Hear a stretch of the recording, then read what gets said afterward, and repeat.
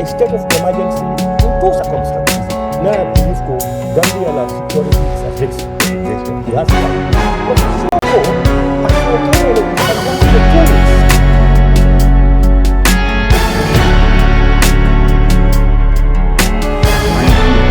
moral, political right and grounding is unparalleled. He said the right thing at the right time, in the right manner, in the right audience. And we fully support him.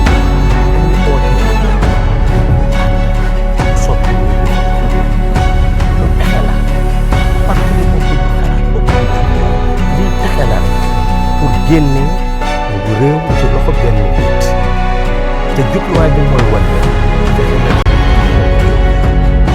ànd ci xel tabax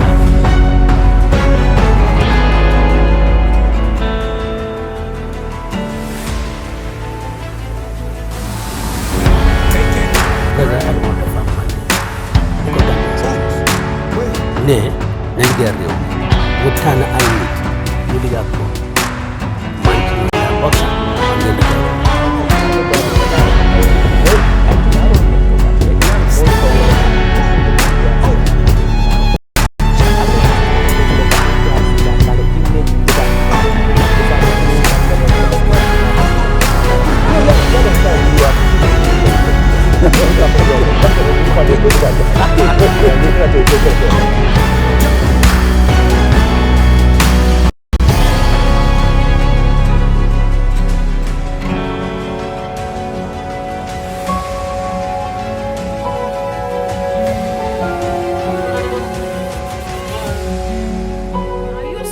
For a reliable and trustworthy real estate company in the Gambia? Well, Lee Properties Plus Real Estate and Building Materials is here for you. Lee Properties Plus Real Estate and Building Materials is your go-to real estate company, providing safe, reliable, and timely services. We have plots of land in various locations across the Gambia, including Abuko, Farato, Jalambang, Kasakunda, Kachime, and Jambanjili. At Lee Properties Plus Real Estate and Building Materials, we also do construction, property rental, and borehole drilling services. We have high quality building materials for sale with a reasonable delivery fee. With our convenient and flexible payment plans, you can deposit today and own your land in no time. Contact Lee Properties Plus Real Estate and Building Materials on 752-3293 or 582-7811 or visit our head office at All Yundum opposite the Paradise Estate. Lee Properties Plus Real Estate and Building Materials, creating real value in property and places.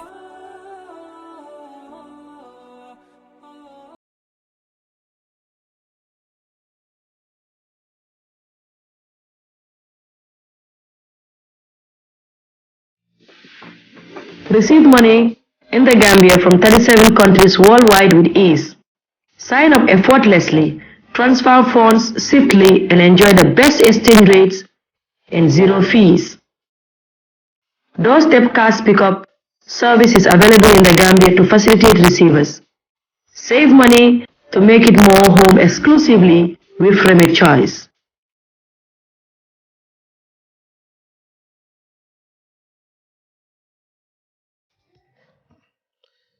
ñu ngi leen di dalal ci gis-gis yi tey bi last week ñëwuñu woon because suñ techniciens yi dañ jàppoon some of them nekkuñ fii moo tax ba mënuñu woon a indi show bi last week but then tey ñëw nañ back pour of course discuss li nga xam ne moo xew right now ci dëkk bi ñu ngi gis président Adama Barrow mu ngi am ay push and pull with ki nga xam ne mooy njiiti UDP muy lawyer Ousainou Darboe tamit si biir programme bi tey dañoo jël suñ time xool political parties yi because géej nañ koo def pour gestu so far la lañ nekk di def because gis nañ ne NPP right now mu ngi in partnership with certain political parties of course UDP tamit ñu ngi liggéey gis nañ mayoral election si ñaata tugu la gaay win ci dëkk bi meaning ne political shift mu ngi am in between li nga xam ne mooy presidential election bi ak tamit local government elections yi so loolu yëpp nañ ko xool indi ko ci gis-gis bi tey and then tey of course ñu ngi dalal Mansour Back dafa demoon China pour yokk xam-xamam pour gis-gis bi gën a mun a leer ak tamit ñoom Ibrahima yëpp ñu ngi leen di jaajëfatal bu baax a baax ak Sanusi of course Modou moom dafa tukki dafa dem Indonesia pour yokk xam-xamam am sure ne dina ñëwaat back very soon pour ida join ñu o ñu gis ko si leneen tey ñu ngi dalal Rafi Diab Rafi yaa ngi demoon maanaam tukki dem US yaa ngi leera Rafi daba bu mu demee US moom dafa dem suma ji ñëw di ñu rey américain am yëpp mu ceeñ ko silence yi di rey nit ñi waaye Rafi ñu ngi laa dalal bu baax si gis-gis bi ñu ngi laa dalal bu baax a baax a baax of course Youssef Tello ñu ngi laa dalal ak tamit Nancy Diallo muy suñ queen of gis-gis yaa ngi rafet bu baax a baax macha allah ak tamit Dabakh Malik of course Doudou Dia Doudou ñu ngi laa dalal si show bi comme nu ma ko waxee rek tey dañoo xool just recently ñu ngi gis Lawyer Darboe mu ngi demoon ci dëj bi nga xam ne kenn suñ yaay yi muy Anti Ndogoy of course moo génnoon àdduna and then bu fa demee mu joxe remarque ne kooku bokk na ci ñoo xam ne dañ liggéey loo xam ne tey nguur yi of course Adama Barrow bi ñu ngi njëriñoo loo xam ne ñoom ñoo ko liggéeyoon ci pass bi ba tax président Adama Barrow of course mu gis boppam ci loolu noonu bem react and then right now ñu ngi gis political climate bi of course mu ngi tense bu baax a baax a baax organisations yaa ngi binda di joxe seen gis-gis ci lii but then nañ start with Rafi ñu ngi la dalal with this question why not Rafi Adama Barrow gis nañ ne most of the time suñu amee political rally daf dee tooñ Lawyer Darboe di ne kii suma papa la dam ko retire loo and then ñu gis Lawyer Darboe tamit mu ko dóor daala ci yeneen faana but then recently gis nañ statements yoo xam ne nit ñi dañ ko ñaawtal bu baax a baax a baax président Adama Barrow ñu bëri ñu ngi wax ne steps yu mu nekk di jël léegi nii mu ngi disappoint Gambia maanaam mu ngi dem towards being a dictator ndax yow président Adama Barrow depuis mu ñëwee in place until now Rafi gis nga Adama Barrow muy nekk dictator at any point in time. jërëjëf loolu. nuyu ñëpp. Sa question bi is a very important one. ndaxte démocratie ñu dee nit yi ñoo dee tax mu dunda. te nit yi su si taawutee rek mun naa tontu leneen. te power dafa nekk loo xam ne tam moo tax duñ jël yëpp jox ko benn nit parce que soo ko jëlee nga jox ko benn nit ni ko dund lu ko neex laa def. Adama Barrow nuru na koo xam ne wax dëgg yàlla si jëfinam bu mu toogee ba léegi nuru na koo xam ne digga am na patience. te nekk na koo xam ne tam nit yi jaama la because of soo ko gisee ñu leen doxalee doo dee gis comme muy def anything loo xam ne wane na any signs of ne du nit yi jaama. wante xam nga tam du nekk sa defin da nga ko continuer. because soo amee ni nga doxalee nga door di changer rek. dina tax ñu bari door di question ndax kii door di change. te soo xoolee ñun fu ñu jógee woon. xam nga we are very sensitive. towards certain issues. issues yi mooy lan ñu laa arrest ñu laa bail ba pare ñu gars yi duñ faale jot bi lu mu wax ñu téye waat la delloo waat la si. detention loolu ñu ngi ko gis fii lu ñu ragal mooy lan ñu oola police yi oola ba pare after kenn xamul si ban station nga nekk ba pare offenses yoo xam ne mun nañ la see béel ñuy toog gis ne béeluñ la lu ñu ragal tam mooy lan police yi di jël seen doole di on it fu questioning nga ñëw ba pare after duñ xam kooku foog nga nekk xam nga comme daal di jël loi yoo xam ne ñoo nekk around ba pare di ko use in their advantage. For example Gambia tey police am na doole loi bi may na ko pour mu anybody si ñun fii koo xam ne is found wanted nga ko nga téye ko for 72 hours. waaye léegi-léegi su la nee sax mun nañ laa oo si weekend bi xam nga ñu téye la ba pare ba mun dee Tuesday di la yóbbu xam nga ba pare tam di la jox bail conditions yoo xam ne comme every day da nga war a yow report si. even though am nañ doole wante loolu man na ma fenn suñu la ko defee dañ la sonal yow yaa war a dem liggéey ak def yooyu noonu ñu laa wax every day ngaa ñëw is 9 o'clock su la nee mun nañ fa teg ba 3 balaa nga jos pour nga seen nga dem soo xam nga yooyu yëpp daal ñu gis ne mu ngay ñëwaat te démocratie my friend soo nekkee si waañ bu soo nekkee toogakat bu dugga si waañ bu tànga politics especially African politics not even African the whole world soo si déggee moom da nga xam ne nañ la ñun sax ñoo xam ne sax duñ politicien yu mag dañoo saaga moom loolu unfortunately si la bokka waaye man lu ma de wax rek mooy comme su nit ki demetri extreme ngay saaga ba ngay inside violence yooyu waaw loolu wante saaga su la nit saagi am na ñoo xam ne sax am na yu ñuy def yoo xam ne soo leen si toppee da leen a even jox relevance because am na ñoo xam ne comme kenn xamu leen waaye tey because of ñu leen arrêté yi rek àdduna si yëpp rek xam nañ leen soo gis nga ñoom Adama Barrow dafa war a teelu mu xam ne loi may ko doole pour mu arrêté nit loolu xanaa xam ne loi may loolu président mënut a arrêté nit da ngaa def dara den su dee loolu dafa against the law nga def ko cause crime den police yi ñoo laa arrest ñu yóbbu la ñu charge la suñu la chargé tey su nekkee bailable offense war nañ laa mun a bail nga leen code after judge bi mooy am droit ne kii ndax mun nañ ko see tëj ndax mun nañ ko fay ndax mun nañ ko jota wonin loolu yëpp affaire judge bi la waaye du président yàlla suñ système bi mayut président doole pour arrest ok now balaa maa ñëw si Dudu gis nañ ne unhealthy exchange bu dee am in between political parties of course just ñaari parti la muy NPP ak UDP lan mooy the cause is it not because of NPP baby UDP la somehow and then no xam nga the thing is soo ko xoolee ñoom ñaari political party yooyu moo di two biggest rivals te rivals foo leen am noonu la day because ñoom ñaari yëpp they want the same thing wante it's so unfortunate and so sad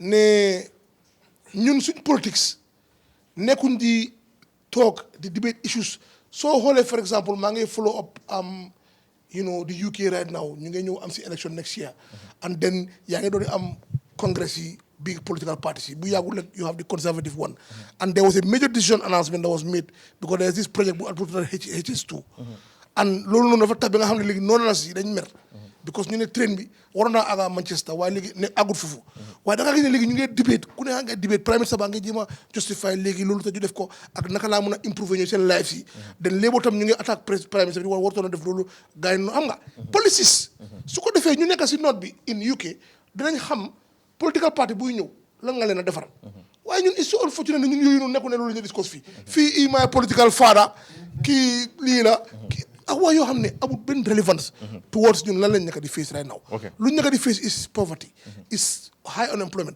xoolal man bu maa ñëw fii a 5 minutes drive jël na ma over 30 minutes pour agsi fii because of mu ngi taw tali baa ngi jaasoo moto yaa ngi accident yaa ngi am accident yaa ngi dee nañ talk about those issues look at the crime rate look at the drugs that are in the country these are the present issues that we should be discussing about not affaire yi kii moom mooy di biggest threat in the country kii tam tontu ne Adama am nga loolu it's not going to take us anywhere and it's very unfortunate ne these two biggest parties that should be showing us example by leading by example ñoo nekk di behave like kindergarten kids okay Rafi so ama tamit dinañu join ci programme bi through WhatsApp ci kanam dina ñëw Ama Jeng of course panelist la ci gis-gis bi dinañu join ba den Dudu sa gis-gis in between diggante lawyer Darboe ak Barrow jërëjëf Ansu di nuyu seetaankat yi te ci suma naataango di welcome Rafi back di wax ne namoon nañ ko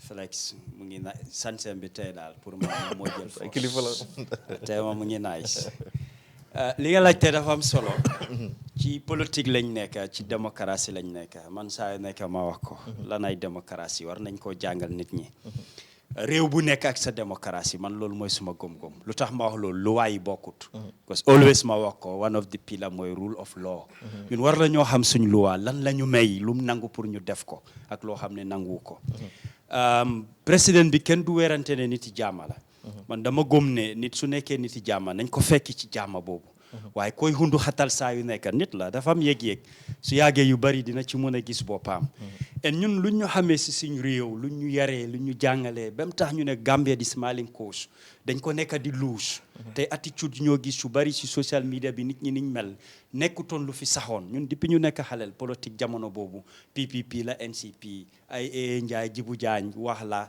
sànnwante ay kàddu waaye su jeexee jeex na waxuma problème du daan am waaye tey ku lekk ba sa biir fees naan ba suur fiil nga ne war ngaa mun a use sa WhatsApp or use media bi lu la neex nga wax ko nit bu ñu réeree mbir ne he's the president waa njiiti parti la tam en soo nekkee ci njiiti parti ci politique nga nekka te fii ñun dëkk bi xamuñ ku tooñ ku fekku lañ xam because yéen a wax yu bari yu ma wax ay tontu la because nit ki soo ko waxuloo defutuloo ko daf dee rea torop pour muy génnee di sànni yenn yi ñi cee binda di wax yëpp man dama gëm ne tam nañ xool di root cause of it li ñoo wax ci media yi mënuloo roon media boo xam ne all the time nga def sa programme ibi laay ni nit ñi di call di saaga loolu fooguma ne war nañ ko entertain ke mënuloo nekk di roon media yow benn bor rek nga féetee fi nga ŋaaña di attaque ci benn bor la media dama gëm ne dañ war a am ethics te dafa war a balance muy nguur bi muy opposition bi ok war nañ di put checks and balance si ñëpp waaye soo wengalee rek yeneen media yi ñu ngi fi waaye lu tax ñuy piin diw ak diw rek kon di root cause yooyu dañ ko war di xool because réew la loi la ñëpp ñoo fi am ñu féetee ki ñoo saaga tey kenn gënut a nekk kilifa président ci réew mi fii soo nekkee njiiti parti yow sa parti nga jiite kii dëkk la jiite en yenn audio yi ñun ñëpp ñu ngi koo dégga ñu ngi gis ñu bari li ñoo binda ci media bi waaye doo gis ñu bari fii ñu condemn ko but su dee président jóg na moo wax au ministre bi moo wax li war a directeur bi nii yooyu lañ nekk di xool foofu laa waxee ne ñun xamuñ ku tooñ ku fekku lañ xam te dama gëm ne su dee réew la dañ ko war a liggéey ñun ñëpp ñu tabax suñ démocratie waru ñoo wengal nañ ko teg mu balance président su defee lu nekkut yoon nañ ko wan ne li moo def nekkut yoon opposition bi su ko defee the same thing any citizen ku def lu ñaaw saaga la wala leneen ñun ñëpp nañ ko condemn mooy li maa wax ne ñu fekki ko ci jaama boobu ñu sampa loolu parce que dafa doon suñ njëriñ ñun ñëpp waaye doo mun a gis ne ok kii kilifa la moom luñ ko wax rek daf ko war a nangu daf ko war a jël déedéet loolu soo demee ba si yeneen dëkk wax dafa am ci loo ko teg man dama dee wax ne always mag su reewee dinañ ko teg fi mu ko foo xam ne du ko neex dama dee wax tam ne mag su reewee ay xalel dinañ la wax loo xam ne doo ko bugg a dégga soo foog naa ne yar ak teegin bi ñu xamee muy mag muy xale di góor ak jigéen nañ ko sàmma ñu puus ko si réew mi ñun ñëpp suñ njëriñ la moo nekk waaye politique saani wante kaddu mënu cee ñàkk man tey su ma waxee kenn faalewut li ma wax si Ansu laa ko jëmale waaye su Ansu tontoo mu nekk problème so foofu laa bëgg a ñu xoolee ko man mii wax mi njëkk a wax war nañ di ma adresse yu bari suñ ko adresse woon kon Ansu du tontu waaye duñ mën a xaar ba Ansu tontu ñu ne lu tax Ansu mu tontu Okay, now Dudu, come for example, statement ni lawyer Dabo ak Barrow. This is not the first time you guys di génne statement. But lii lan la mën a insight within militancy party yi ni nga xam ne mooy UDP ak NPP. well dafa mën a jur problème bu mag sax because man tey am na ku ma mit ñuy waxtaan mu ne dafa am Alaaji Boora kaddu yu mu wax moom su doxoon ba daje ak moom dina ko attaque tey si ajuma bi yooyu laa wax mooy li ma laa ci nit ki li moo génnee ci ay kaddu ci kooku jëmalee because moom lim gis mu ne dafa saaga président bi te moom NPP la moo tax ma ne la du rek président waaye njiiti parti la ma gëm ne suñ nekkee ay njiit nañ war a xalaat ñi nekk suñ gannaaw dañ war di lead by example si ni ñoo jëfee ci kaddu yi ñoo wax di ñoo jëflante ak nit ñi parce que njiit da nga nekk ay rôle modèle nit ñi dañ la war a xool di roy ci yow di jàngee ci yow ñu am éene bi sax pour mel comme yow lii moo tax ñu ne kii moo jiite ñu war a toppa sa gannaaw so it's high time man dama gëm ne li passé nañ ko teg ñu seet dëkk bi li nga xam ne mooy lu am solo comme li Rafet di wax nañ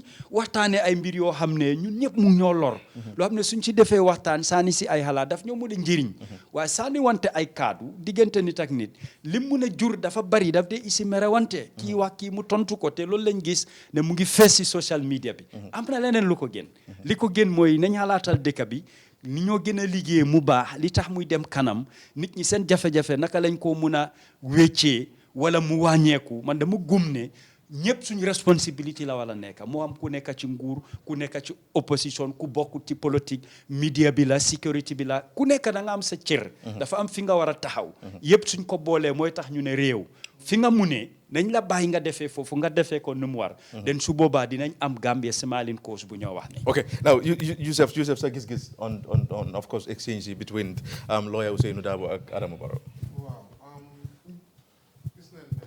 First of all, the welcome to my brother be back. Yes, and thanks to the rest of my panelists. We're gonna have a different argument to my brother be Dudu Luba, because President be Waham ak wahi ordinary citizen dun bena. So lawyer Darboe ordinary citizen. No, politician la and run for political office fini. Te ñëw na second. So ko xoolee nekkut an ordinary citizen. Could dem be daw run for presidency. You know, ñëw second. Te not loolu nekkul sa first time sa ngay run and di ñëw second suma mistake. So loolu moom is not an ordinary citizen. Wante former vice president. exactly. So wante lu ma wax moo nekk président bi kàddoom bi last week la président waxoon ne even though nit yi ñu ngi leen bail jox na leen bail moom dina leen rearrest président baa waxoon loolu just last week wante su doon Ousainou Darboe ma waxoon loolu noonu mënut a arrest kenn ak loolu wante lu nekk di gis tey rek gis nañ ne Madi Jobaate laaj na dañ ko on pour questioning mu bañ ñu dem foofu noonu Alaaji Bura moom dem na for questioning mu des foofu noonu ñu rearrest ko waaw so loolu laa miin by président waxam dafa am authority dafa am power te ñun suñ dëkk bi nun mel suñ loi bi nun mel the IGP, Inspector General of Police, dances to the whims of the police, of the executive. Nekku ne den am independence boo xam ne mun nañoo def lu gaay foog ne moo nekk si loi ñu ne non Mr. President duñ mun a def loolu because of su gaay defee loolu they are out of their job. So suñ loi bi dafa waroon a gën a independent boo xam ne dina dooleel IGP bi sax. You know man tamit dama dee try pour put myself in the IGP shoes pour xam naka la moo maneuver through some of these challenges. Although loolu taxawut. But lu nekk di gis mu nekk utterances of the president waxam yi just 1 week ago mu ngi am impact this week te loolu mooy lan because moom mooy president so president bi dafa war a lead by example dafa war a won ne comme que dafa gom ne si taamam this is his term because ëllëg su ñoo ñëwee pour judge président bi la ñëw ne this is the term of président Adama Barrow ndax dafa lead by example pour indil ñu peace ndax bu ñu ko doon mu ngi nañoo make all kind of statements mu nañoo wax ne wax nañ ko lii wax nañ ko lële wante su ñëwee lan la di advocate fo te foog naa ne président bi war naa nekk the father of the nation dafa war a lead by example dafa war a demonstrate ne den bugg a jaama fii nii si dëkk bi den war a make sure ne political rhetoric bii nii ñu tone ko down because of ñun yëpp gis neen like flashpoints mu ngi happen all the time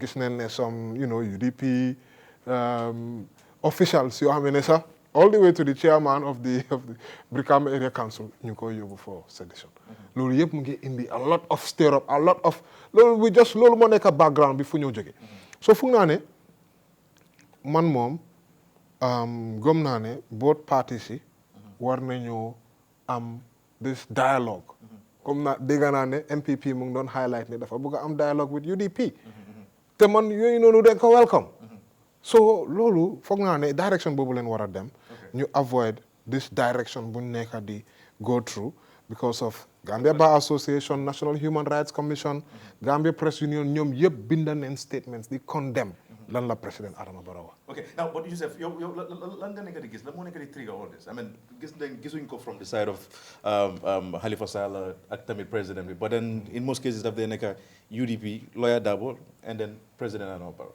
Wow, it's unfortunate because of ñun lu xam moo nekk président bi Ousainou Darboe moo nekkoon political godfather. So unfortunately, political godfather ak doomam, you could say, ñoom ñoo nekk di jàppante. So I think the competition of how close rivals si stakes yi tamit foog naa ne bokk na si main reason bi because obviously soo xoolee the last election results soo xoolee sun elections yi nu mu nekkee di dem one can say NPP ñoom xëy na xoolun PDOIS and other parties are so much of a threat so loolu tamit bokk na si te soo xoolee fan la président Barrow doon wax some of those statements ban sang la doon wax some of those statements so foog naa ne tamit politically soo nekkee di ubbi your political bureau loolu moo nekk sa big opportunity pour nga focus comme su lu Rafi doon wax talk about the policy instead of talking about your political godfather xam naa ne yaa ngi si sa home town now so loolu yëpp foog naa ne bokk na si part of the reasons because of moom gëm na ne moom si home town yi Ousainou Darboe la nekk so that's foofu la nekkoon di wax some of these messages we're talking about lu tax mu nekk ñaar yi so foog naa ne it's a little bit personal obviously they had am neen a big relationship long way all the way coming to 2018 bu break up bi happen ñun yëpp document nañ ko journalist yu bari bind nañ ko gis nañ lu nekk di happen so but foog naa ne it's unfortunate ne dem na foofu noonu te and I hope ne war nañoo am political maturity pour ñu put aside yooyu noonu ñu door di xool naka la ñoo yóbbu dëkk bi kanam ban façon politique la ñoo mën a indi si Gambia bi boo xam ne dafa mën a actually change and meet needs si people yi. Okay. Nancy, so opinion about exchange in between lawyer Darboe and then Adama Barrow. Asalaamaaleykum. Dama nuyu mbokk yi ñoo seetaan jërëjëf. Welcome back, Rafi. We missed you. Ansu, I wish ne tey we were talking about lu ñoo def pour Gambia jëm kanam. You know, moo gën ñuy toog di wax like two political parties lii nekkut lu ees di dem back and forth. Man suma concern Adama Barrow president, he's the president. And lii kii wax yëpp dama si d'accord. Ne lu mu wax daf dee moo gën a dëgër lu lawyer Darboe wax.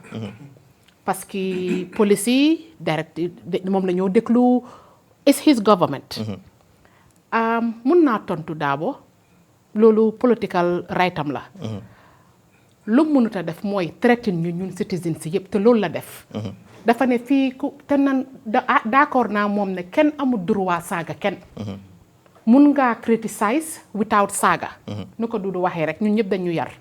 Gambia suñ culture bi xamuñ politique saaga. du Gambia rek sax dëkk civilized dëkk boo dem nit ñi duñ politique di saaga. soo nangu naa ne kenn warut a saaga. boobu moom nangu naa si ak moom. lu ma d'accord ak président bi mooy traite bi mu ñu yónnee ñun Gambien si yëpp. because lu mu wax he wasn't specific ne UDP. dafa wax ne fii ku fi waxati ku fi saagaati. dinañ la arrest. su la jooj beelee sax dañ la re-arrestat. the executive amut droit over the judiciary. amut contrôle boobu noonu. soo foofu ba pare ñun ñëpp dañ dee toogtale su la caméra yi wëree may ki bari yenn saa yi dangaa wax loo xam ne miinuloo ko dama bëgg a really believe ne Barrow ak fu mu jógee ak ñun fu ñu jógee right now ak ni ko Rafi waxee Gambians ñun dañ sensitive when it comes to nga kafee ko sax.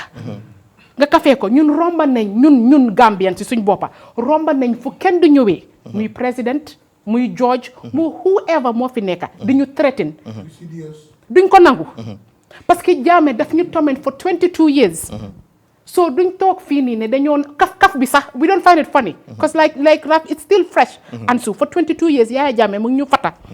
so man dama bëgguma gëm ne you know dama bëgg a gëm ne xëj na naka président Barrow dafa misspoke ne xam nga fii nii su judiciary bi dafa fekk ne loolu moom mu ngi tuutul on judiciary. yaa ngi tuddal sa own judiciary yow su George defee a décision yow executive bi amuloo benn right pour ñëw undermine George bi lu mu wax.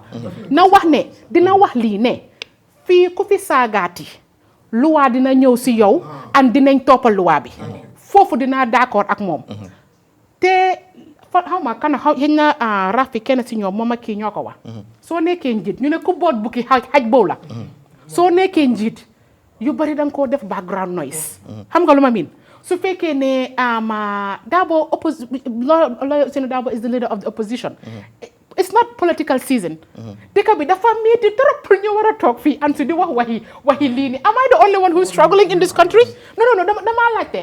xam nga lu ma miin everything mu ngi seer lekka mu ngi seer dëkkuwaay mu ngi seer. school mu ngi ibi ñun ñëpp ñu ngi sofa. Barrow very hardly la dee ñëw pour wax a ñun. opportunity bu mu am ñëwut pour wax ñu naka laa move dëkk bi forward muy tontu wante ñun ñaar yow yaa Darboe sa papa la yow doomam nga ñun ñëpp xam ñun as we get older ñun ñëpp dañ dee xuloo ak suñ parents disagree ak ñoom. let them settle their differences. man my only worry is ne président bi li mu wax ne ku fi lii nii lu xaw ma kan moo ko advice and I hope ne cabinetam bi and everybody there would tell him ne lu mu wax noonu is wrong. ba nga am National Human Rights Council beeg the international community ñun Gambia ñëpp ak ñoo seetaan. ba pare Barrow lu ko fa teg li nga xam ne moo tax ñu isi ko fa ñu génnee Yaya Jammeh. mu ne ku nekkaa nga wax ne he is literally Jammeh on training wheels. Jammeh nii la dooree woon ñun ñëpp di du ëppa ba Jammeh aaga fu mu aaga. so man damaa wax ne man as a Gambian. taluma yéen ñaar su leen neexee pour da ngeen di politique ba tey I don't know what election is coming up ba political climate bi war a nekk nii I don't know Dabo was speaking at a funeral noga yal na ko yàlla yërëm te xaare ko aljana and as the leader of the opposition he has a right to his opinion but as the president of the republic of this country danga am pour ignore certain things you have to because he is above it xam nga lu ma mean man personally I believe that President Barrow was wrong for saying that any Gambian, si ebo sax George bi bail la, they will rearrest you. That is an absolute dictatorship statement. I don't care how we look at it, Ansu. That is a fact. And you know, ñu ngi nekk fii Ansu ñu ngi nekk fii di wax okay kii dafa wax lii kii dafa wax lële kii dañ ko arrest. The next thing you know, man xam naa ne fii nii the most likely person they're gonna pick up is me. Because I have zero filter. Dama wax dëgg rek. So I have zero filter. So Barrow was wrong for that particular statement. Li moo dem back and forth ak Dabo, man, let them duke it out. Man, I am not a member of either party. I'm a PDOIS supporter.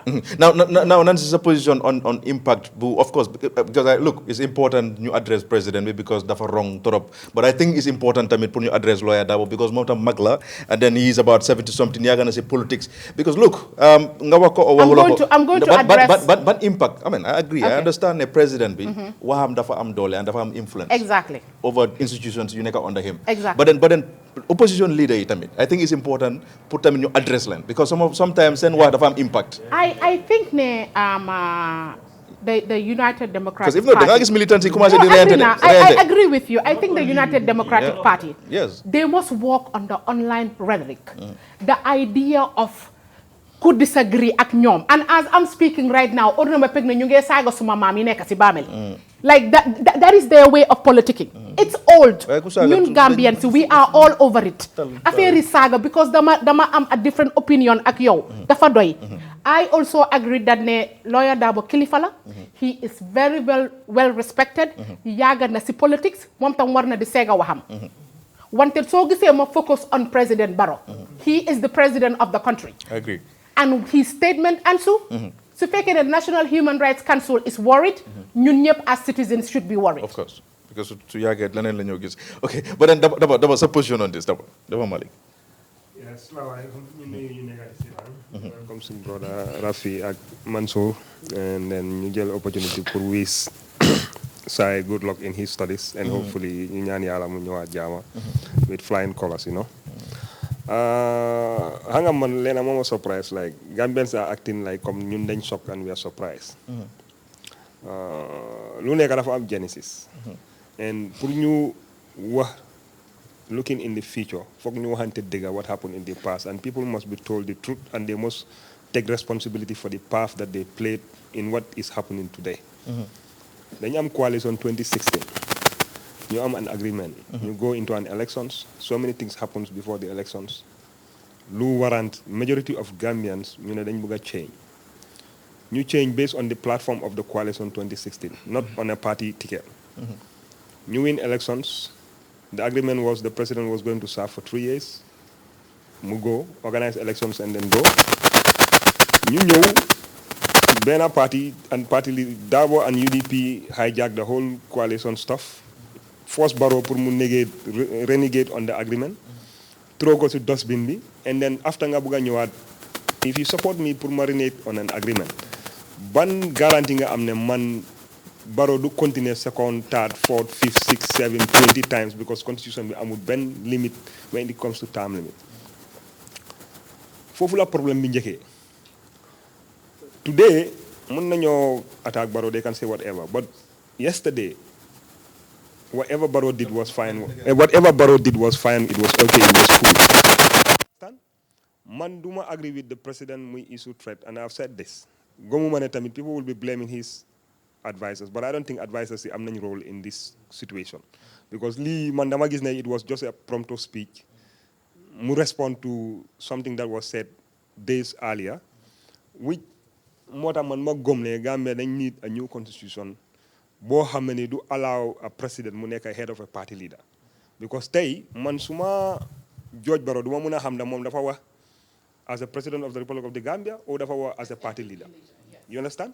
Because dafa bolé ñaari positions yo xamné pour ga separate lañ is going to be very difficult. even though he's a politician but also he's a president so te man dama gom ne waxi président doo du loi waaye carré na wéet boo xam ne mun naa convince a lot understand nga so wax nag man li ma dee wax rek du ma wax ne du tontu because he's a politician te si political field bi la nekka so because president la does not necessarily mean ne whatever is said about him he should just keep quiet non parce que lu ñoo jël di tour si sa der bi nga noppee ko su yàggee dañoo dem ba gom ne dëggal so gom naa ne seen politics they can do politics and man fii lu ma ne sax this issue dafa war a nekk lu ñu war a toog di wax because man dama gom ne there are more important issues yu ñu war a discuss about Gambia te wax naa la loolu noonu ne la topic bi man su nekkoon man rek la duñu si discuss because we have drugs we have kids our young people ñoo xam ne ñoo nekk njëriñi ñoo nekk yaakaari dëkk bi ñu ngay jël drugs they are killing each other pour man loolu moo gën a important loolu moo gën a relevant dan ñuy toog di discuss loo xam ne nii I am telling you arama ñëw ala ma lan I can guarantee you in the next 2 weeks, 1 month, the same things will happen again. And are we going to come here and then sit down and know about these things? No. Man, I've said this long time ago. 2 things, man, loolu laa gis na moo nekk problème bi. Number 1 mooy ne ñi nga xam ne ñoo nekk kilifa diina ak magi aada yi nekk si dëkk bi foog ñu jóg ñu dox si lii nii between these 2 people ñu sort out this issue amicably once and for all mu jeex. And man, I've been saying this, whether Supreme Islamic Council, Gambia Christian Council, ak suñu niti aada yi na gaa ñëw together and they approach both of them. If they don't want to, they can come back and ñu wax Gambians si ne ñun we have done our efforts and then su ko defee next election ñu jël leen ñoom ñaar ñu paak leen ci dustbin bi and then look for somebody else koo xam ne dina mën a unite Gambians and then ñu wax ñu dem si kanam. Because we cannot spend 10 years after Jammeh. We've been blaming Jammeh for 23 years. So why would we spend another 10 years nekk di blame 2 people? And people are saying about dictatorship. Halifa said this some time ago and then dañ ko doon saaga. You understand? And man, I always say this. You may disagree with the guy. You may hate him. You may dislike him. Loolu sa personal right la, sa personal opinion la. Why one thing that waxoon na ne Gambia may go back to dictatorship with the current trends yu nu moo demee based on constitution bu ñu am ak powers yu nekk si constitution boo xam ne mun na moo empower the president mu def certain things or even the police or even naka la tuddaati the security forces ba pare the issue of this security sector reform suñ ko jëlut seriously tamit dafa contribute to this thing because a lot of these people ñu nekk in the force parce que man gëmuma ne because I am inspector general of police président bi su ma joxee order na ma arrestal diw te ma xam ne kooku defu dara ma ko war a arrest no I prefer man ma lose my job you understand and go and help my head hope I with dignity than ma def loo xam ne or na ma ne in the front of man I am wrong te si kanami yàlla tam dama wrong you understand so man gëmuma loolu man dama gëm ne whatever command that is given yow da nga war a evaluate loolu ba pare the next okay man how ma IGB that much but I heard ne he has a law background I don't know so what is legal and what is not legal man dama feel ne he should know better that is not giving support to people ñu ñoo invite because man dama gëm ne si dëkk bi fii muy ak ku mun di nekk am nañ right pour invite la nga dem oyu ji you understand and I don't think you should fear anything su nekkee ne defuloo anything lu nga xam ne is da nga break law bi that's 1 2 gomuma tam ne because of dañ am platform or because of we are in a passive democracy or dama am access to internet I should sit down on the media or on social media and say whatever that I want to say without my in the evidence to back it up because ñi nga attack ñi nga sosal ñi nga saaga dañ am njaboot and they have also a reputation to protect so man suma dignity ak suma reputation soo ko nekkee di attaque suma reacté pour defend suma boppa don't see ne ma ngi laa attaque gisal ne rek da nga ma saani dara man tama delloo ko and I think in politics politicians itam foog ñu start di am thick skin ñu understand ne like yow you cannot go on attacking people and nobody will attack you so waaye li important mooy ne Gambia have a bigger problem than ñu toog di debate about war na ma wax lii naka la tuddaati nii dugg na fi génne na fi man dama gëm ne lawyer si ñoom the not even the minister of justice because ñooñu si executive bi lañ bokka but the judiciary xam nañ ne ñoom seen der dafa yaaxu woon si 23 years of Jammeh and I don't think ne ñoom dinañ alaawaat anything lu nga xam ne dafa damage or mu tent seen image ak seen reputation te the security forces also tamit man dama gëm ne li ma gëm laa wax de I don't know how they gonna act what happened post Jammeh they've seen it even su punishment amutee ñu isi la teg la si télé ñuy wax ne yaa rey diw yaa def nangam yaa def lii yaa dóor kii yaa toj botaam bi yaa toj jéemañaam bi yaa jël alal diw yaa def nangama nangam su nekkee yow am nga yow amuloo jom ba mun ngaa muñ loolu da nga war a bàyyi xel ne da nga am njaboot te sa njaboot sa nawle lañ ñooñu dañoo am kersa pour génn and they are going to public schools most of them or ñu ngi interact with other people si dëkk bi te ba pare nit yi foog ñu understand leen mooy committing a crime today does not guarantee you ne because of yaa ngi in government or sa government party bu nga support moo nekk in government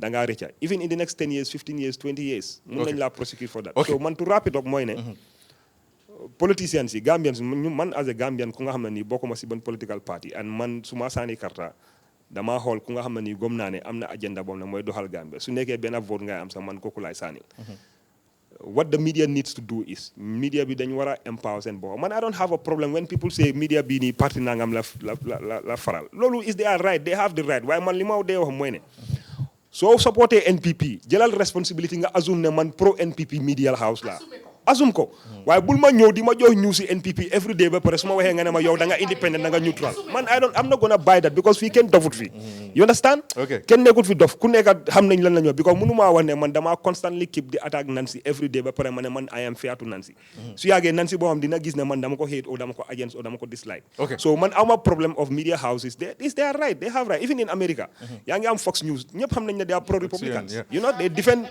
the Republicans agenda they do everything CNN is pro-democracy. So man, I'm issue with those things. Okay, now, the reason why you need topic B, I think is important, just because there are a lot of people you have in their certain program B, and then they muna jang a lot chi program B. And one of the reasons why Giss Giss taxaw mota ñun do ñu musa dégga comme ci ñu NPP lañ UDP ñun faruñ fenn ñun ñu ngi si digga bi ñun ñooy di only platform nag laa nekk di wax de plateforme yi yëpp comme d'abord nu mu ko waxee ñoom yëpp da nga leen di separate box leen into political parties some maybe some of them dinañ independent a little bit waaye dafa des so d'abord the reason why tey ñu indi topic bi is because dañ bëgg a tamit pour yee nit ñi ñu xam ne lii at some point mun naa trigger dara te bëgguñ ñu àgga foofu noonu at some point mun nañoo gis ñaari militant yi UDP ak NPP bëgg a fight wala di indi loo xam ne musiba la si dëkk bi la yeah but then nañ indi dab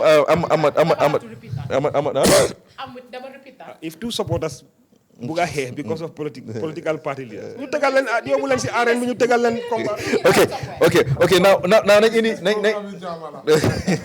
exactly so Amat Jeng Amat you know gis nga situation bi right now between lawyer Dabo and the president na nga ko jàngate and then Amat la nga foog ne mooy main cause bi I mean lan mooy reasons why we've been seeing push and pull be in between these two people. I mean, I think I have to. Fogna started one. Fogna started one. I am disappointed. Disappointed in the leadership, to be honest. Because to be honest, man expect on that hamga as a leader, President Barrow Mumsi Bopa. I think Duduja, I disagree with you. Somehow, Purwahne. You know, ñun ko fayé ko lañ xam xamuñ ko tooñ and all of that. Yow tey Dudu soo génnoon tey am na wax yooyu wax man duma la faale because you are not in a position of power. Dégg nga tey President Barrow su génnee mu wax dara man I feel like he's a position of power. Ba pare it doesn't matter whether daf ko wax on behalf of a political party or he's acting on himself as a president. It doesn't matter because Gambian bi li ñu xam mooy President Barrow is the president of the country. You know, people kissing as the president or as the leader of chairperson of NPP. So all of these things, back to power. You know, politicking for power, the struggle for power, lolo fanega, choli demna nyona yok lolo. Understand? I feel like if I were to advise President Barrow, I would tell him, at least try to rephrase this statement, apologize, because country, we have division, you have separation of power. Yangi am executive, yangi am judiciary, yangi am the legislature. The president be amul right purta how di wahne mom dina order policy, you def something to rearrest people, so on and so forth. From now on, I don't think he should say that. But policy then wara hamne government comes and goes. Okay, but the state. It stays, okay, and police they are part of the state. They stay. Government have had them renew. Why police be as an institution it stays. So man, I feel like they have to deny the president to execute some of the things that he wants them to do. Man, I feel like definitely based on principles. Surely, man, I feel like this is a big minus Gambia. this is a big minus for President Barrow because Pandem Nabelegi, I don't even know what about Gambia. There was a time I wrote about optimism, about Gambia democracy on Al Jazeera and all of that. But right now, I don't even know what we are heading to. Given my limited president statement, I have to be honest with you. I am disappointed. I'm disappointed in this because they which is like a strong UDP whole, if you ask me somehow, given the historical ties, Dabo and the UTP and Bansan itself. I grew up partly in Bansan, right? And I know they were just sitting on the fence, supporting Benapari, while given the statement, they feel like this is like a threat to the country. This is a threat to our governance, to the democratic gains all years. So I feel like it's not a good statement, and I feel like it's well misplaced. It's not okay. So, however one wants to interpret it, it's not statement Bohamne the compatible with at all these efforts we have been doing for the past 6-7 years. Okay, so Ahmad, lama root cause be fight be in between these two political parties. Lama root cause be. I mean the root cause, if you, like I said before, root cause be your point power. Power more for nega, because I feel like President Barrow feels like UDP is a threat to him. And I have to be honest with you, UDP has never been so powerful in their history. Recently, even after the election, the mayoral election, Munala today, UDP is the most powerful political party in the Gambia. Even more powerful than NPD, if you ask me. Okay? Election, the presidential election, the people came out. Dudu never disagree with you. Dudu might disagree with me, and I think it's normal to disagree with me on that. Why do I feel like the UDP today? Definitely, it's more like a kind of a movement that is behind a cause, and I feel like it is the only party that has been able to do this for the past 5 years, if you ask me. So I think the root cause is it all comes back to what I said, power, right? This is what I want, because it's like the discredits my opponent, so I have to go up. This is like I have to put someone down, so I go up. Okay, this is what happened, and this is the kind of politics we have right now in the Gambia. Man, I feel like political parties, is some policies, offer an alternatives. I'm also talking about UDP amongst the Bopam. What in your talk? Let's say President Barrow have a policy, you sign a deal with China or with another country to build a bridge somewhere. Let the opposition comes out. You gain an alternative policy. You offer for citizenship. That is how you sell your votes. That is how you gain trust, how you gain legitimacy. Why so to get criticized and you are not offering alternative? King are criticized mostly didn't Giss because you don't offer any alternative. You are just hungry for power because you are not offering anything. Why if you bring some concrete on the table, offer this is what I'm offering. You sell that to the people. President a deal for this bridge.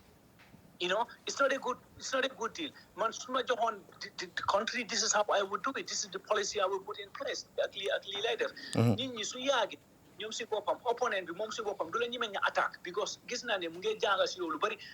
under President Yajam, when President Yajam was learning a lot from Doi, because Doi was offering alternative. Doi was offering alternatives to some of the contradictory policies and look is Munagina criticize UDP, criticize Adba and all this party, but he was not doing that with Doi. He was not. Because he was learning from Doi. He was seeing that Doi is actually offering alternatives that Lohamne is going to be a stepping stone. Okay. So this is the point. Okay. You offer alternative instead of also talk for the criticize. You need to give us something. Okay, Ahmad, dinay indi si kanam, and thank you very much for that intervention. But then Rafi, with this, we know we have a multi-party system in the Gambia. But then so whole nyari party ñoo vibrant, more UDP and then NPP. Some other political parties ñu into partnership with yeneen parties. But then Rafi, nanga jangate future, for example, Doi, and then the fact ne gis nañ Halifa Sallah mu ngi jël step back a little bit and then gis nañ tamit Essa Faal somehow mu ngi drop as in nekku di wane interest ne am na interest in politics in Gambian politics gis nañ Dr. Ceesay of course mu ngi partner with Adama Barrow nekkuñu di gis muy génn di oppose anymore Adama Barrow but then daf dee support policy am meaning ne mu ngi align with NPP la nga jàngate lii yëpp Rafi see few years you have experience based on politics in this country and it's all down to money. You see, you have a free environment where all political parties can, participate freely. Every day, now and then, they told the IEC, I'm registering a political party S. So even though they tend to down, but people are still trying to create new political parties. But I can assure you, it's all down to money. So I would say this. Politics is very difficult anywhere in the world, especially in Africa, because in other countries they have rules that they have to follow and stuff. But basically the rules suko incumbent be abay defukune I see duñ watal ñata yon lay fi gis Barrow presidency bi def lo xamne is contrary to IC laws and then nothing has been said. Man luma dey always explain nak moy it's a very simple explanation. The family football match and then you have 31 players in one team and 11 in the other. That 11 will never win the 31. So the 11 players you have Messi, but better we never Onana. Don't match move. So because the balance is not so. The only way you can remove incumbent in Gambia, the best way, the best chance you have, when opposition you come together as one.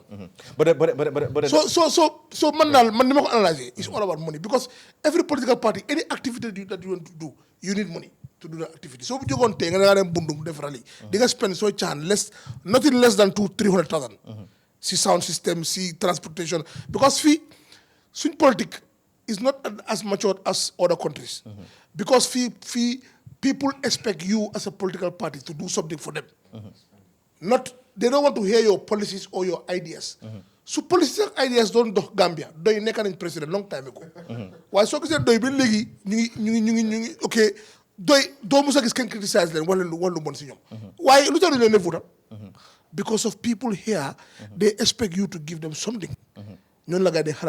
So most likely the political party bu la ëpp xaalis boo xam ne mun naa jox ñu dara sugeer bohol football tournament that's what they ask for so si balaa seen duga dang they am all these nice ideals they okay dama ñëw ideology change Gambia am these policies it's so sad na ñun suñ population bi they don't want to listen to those things luñ bëgg a xam mooy hey lan nga maa jox mun ngaa ñëw fii nga wax ne su ma duggee dama create 100,000 employment dama des schools di nga wax soo waxee ba pare ñu ne la ma ne ñun suñ boogul fee dafa dox so gis nga dafa difficult pour nga compete ak government léegi tey ñun as for exemple si su demoon si benn community gaa ñu ne ñoom for 2 years amuñ ndox amuñ courant ñun mënuñu leen a defal suura mënuñu defal ndox ëllëg government dem foofu noonu ñu ne ndox a suura léegi baro xool works ministre bi mu ne ko ma ne tali ñoo la nga defal tali nawet ñoo la nga def courant njee gis ko kan la gaa di gëm so gis nga lii moo tax it's very difficult for every other political party pour ñu exist in Gambia and the only way you can win the incumbent mooy ñëpp nekkat benn te ñëpp dañ bëgg a nekk président so loolu naka laa xam ne so moo tax nag suñ constitution bi mu important because su constitution bi su amee constitution bu ees ñu am 50+1 boobu dina xalaat balance things because of su dee président bi mënut a am 50+1 then foog mu rely on other smaller parties pour ñu mun a govern and then that's where the other parties will be kingmakers and they will be relevant but if you don't have that this current system sumay most likely Barrow mun na fi nekk fi ba next 3 elections sax dafa win because you know why ñun we have a very short memory tey maa ngi gis mu ngi inaugurate benn tali bu dee dem Thiamène keroog nit ñu doon Thiamène booy xam nga ñaata yoon la how many ministres yu jël balaa ñoo àgga foofu te it's a very short distance tali baa ngi bon yaahu those people today when they have these nice roads kenn war a wasin mu dem si tali bi ambulance bi ñu jël si ko mu dem wasin kooku loolu rek na tax muy vote Barrow ba abadan and all this IEC roads yi nii di ñëw pare si su dee pare ba special problem is solved. Hi, another 5 years for this man. Okay. Now, Rafi, presidential election be 53% of President Adama Barrow. Yes. But then now with so like thing ñeneen ni ci yeneen camp yi ak ñoo xam ne neutrals lañ. dañ la dee wax ne president bi is not so popular now. And then currently ñu ngi gis speech am statements am ak yooyu noonu ñeneen ni nekkuñ di ko welcome on the other side. The fact ne ñu ngi am Dr. Ismail Cissé CA on the other side, NPP, we partner with them, and then you get other independent candidates you can join. You get GDC, we align with UDP, and then you get SFR. I don't know really Mom Falam stand as of now, but then Doitamit, you see Digabi right now. But can the Giss more power? Because right now Ahmad Jamia, the biggest political party is UDP. Now, what's your position on this? No, I'll say the same thing. I think. So all the results you gain after the president election, I think I'm a bit vindicated with that statement. Barrow is the luckiest candidate man I see. Because on both elections that he stood for, people didn't vote for him. They voted against the candidate that he stood for. People voted against Jammeh. This election time, I will always say people voted against Dabo. Because Dabo was not a popular candidate. And when they look at the two, this is the better one. You vote Barrow. That time, yang fa lang fofana mu country mu no ak Lamin Cham Lamin Jai. But look at the parliamentary elections and this that shows you. So the candidates were not where was the reason why. Barasu among a very good formidable candidate against him, and everybody came around a candidate. They will surely but then no difficulty because of Mom always lawyer Dabo ñoo tek te lawyer Dabo for the past 6 elections people have rejected him. So the best thing, moy, must step aside and then there's a new candidate. But there's over here on you Sagaland. Okay, but the main problem with that? Why is it probably your function and lawyer Dabo is not that very marketable to a point where the UDP on it's perception. President. Politics is perception. Yangi fa dogu time Jawara. Lan la waxon about doy mu ne ñi système bu bëgg indi fi kenn mom dara sa jabar sa doko mom and that was not the case but many people that's what they think is perception so da nga gis ya jëme ñun bu ñu nekk xalé lan la nga we don't need all power we need yaya and then all rhetoric bi moy they are a tribal party and then Barrow ñu tam gina emphasize that statement even I'm not saying they are but it's perception many people use premise hey ñi tribalist and then also ñom they don't help because ñun bu ñoo sié bu mo door bëggoon nañoo paint as a gay supporting liberal party but we fought against that we made sure that was not what we were labeled until today nobody says that again dañu want la ñun party elite are you guys still in existence though so and then you see us that doesn't happen anymore one day ñële su leen waxee ne they are tribalists nga gis even benn Mandinka ñëw against ñu ne la yow xanaa lu tax nga ñëw against yow da nga war a come home and then you have some people so they don't help themselves and then Dabo also will come out and say some statements yoo xam ne dafa merloo saraxule yi amoon na benn time si elections yi ba saraxule yi bind benn statement di ko condemn all those things happen so gis na suñ la politics is all about perception suñ la paint a trial and work hard pour nga génnee loolu because nit yi duñ dee xam sa policies people just hear okay let me give you an example man amoon naa suma benn xarit boo ne dafa demoon pour vote on the election day maidam bi who's from Casamance you know what the maid told him boss da ngaa dem vote waaye dégg naa bul votal pa boobu noonu dégg naa pa boobu su wine ñu ñëpp dañoo delloo ñu Casamance that's what she said because that's what they were hearing and then Barrow will stand there and then emphasize those things for people to be feared and then ñeneen tam they don't help themselves they do things yoo xam ne will make things believe ne loolu mooy and that's not happen I'm not saying ne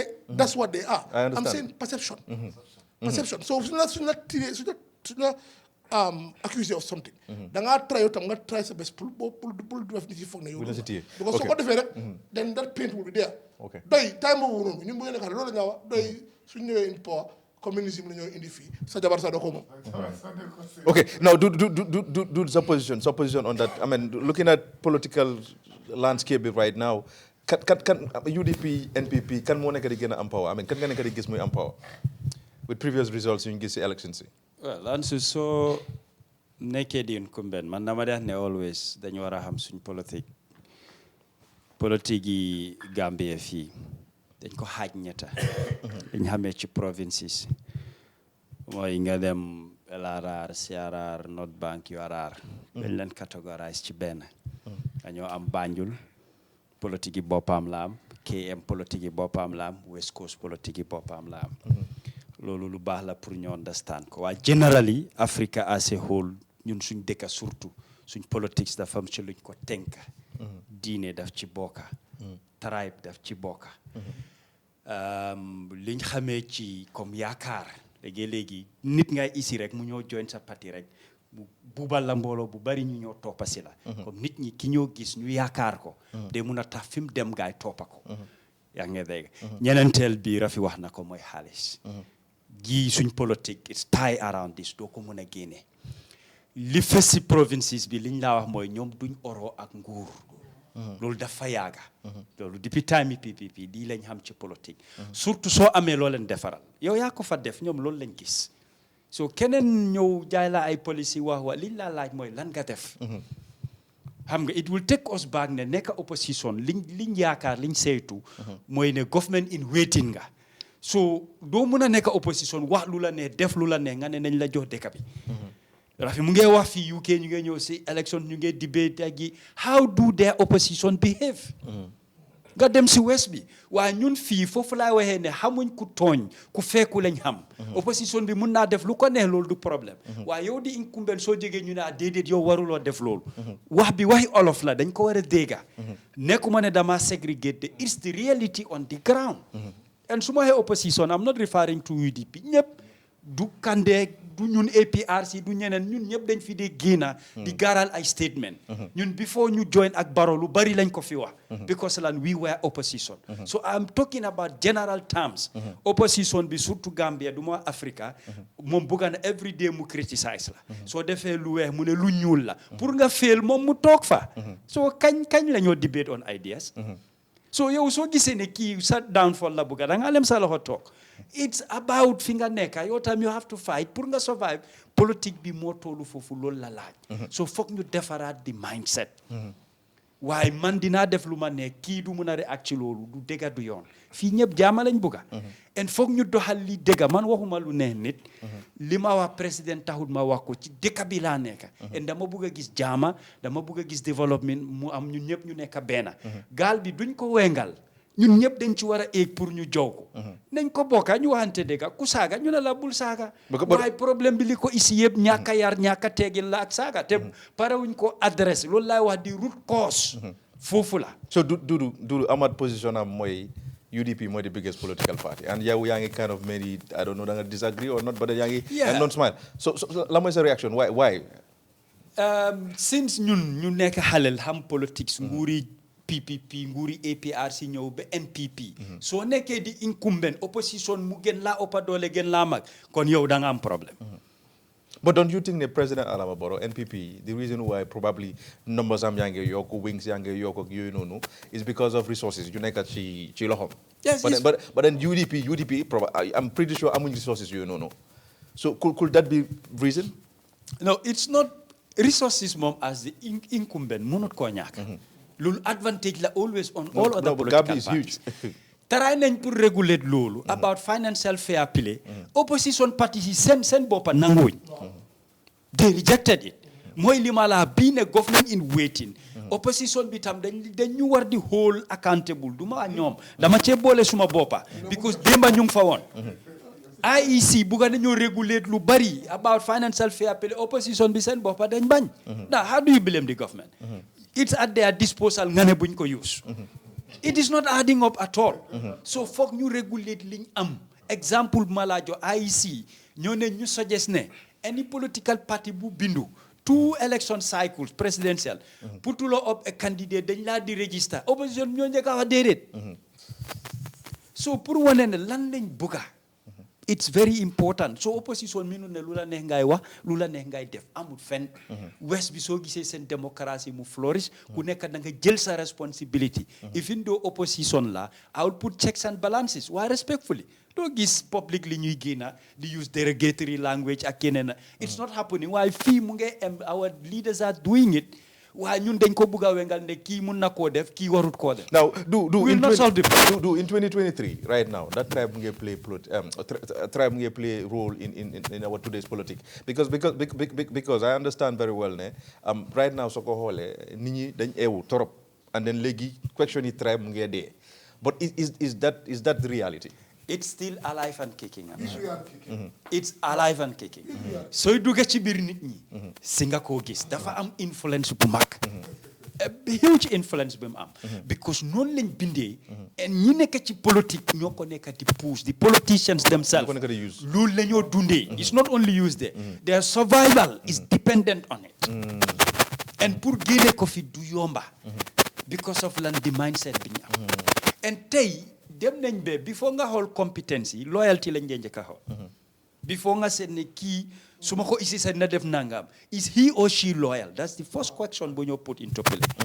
Waaw nit ki tey man mun naa laa woon ne I am loyal ma dem ba bu ko dafa am li ma bugga ma dugga ba ci biir ma twist dañ ko fi gis fi nga bokka su ñoo gas yow yaa ngee suul. And doo ko def openly waaye secretly mu ngi happen.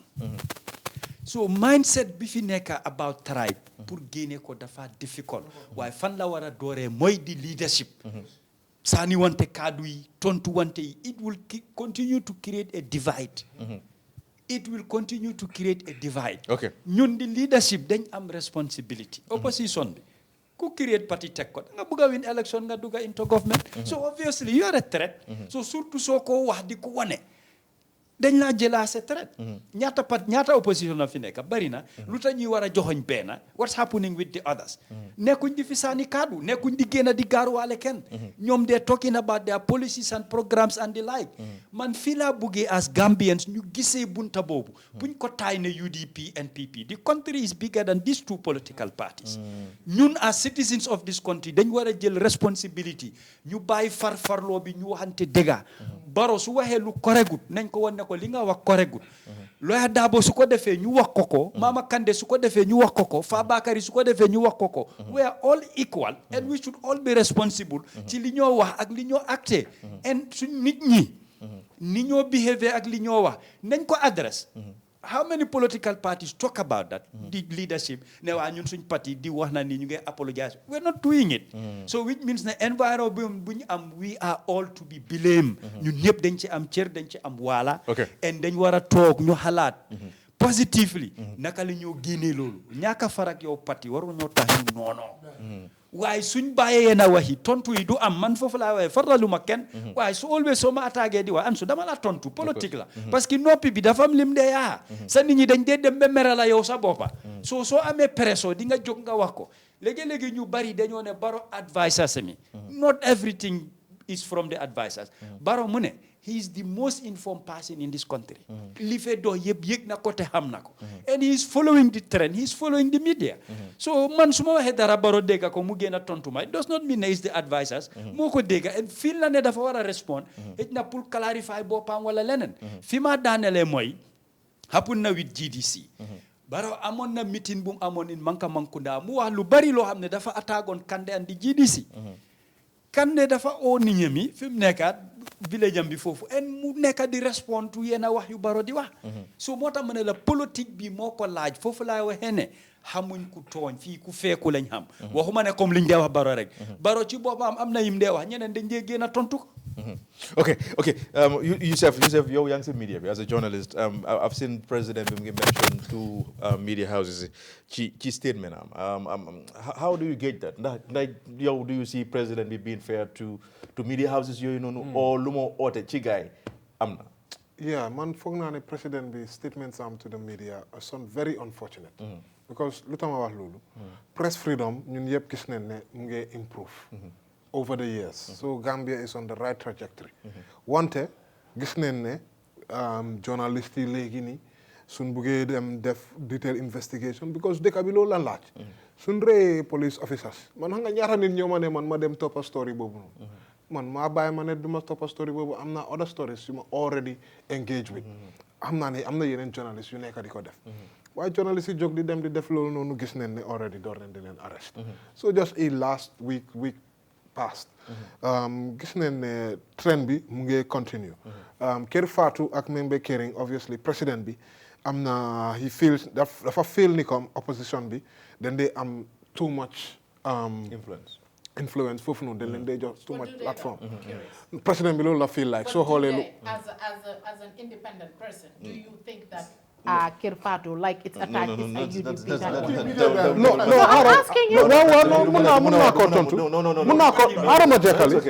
Adama jekkali. No, it's fine. Moo in fact fu ma doon jógee. soo gisee fu ma dem di nga gis. So di nga gis ne président bi nag soo ko xoolee am na yeneen media houses even though mu ngi accuse ne dañ dee jox ñaari media houses yi dañ dee jox the opposition mooy UDP specifically because of soo xoolee si statement san lu mu wax dafa bunch Membe Kering, Kër Fatou and the UDP together. It clearly is a statement.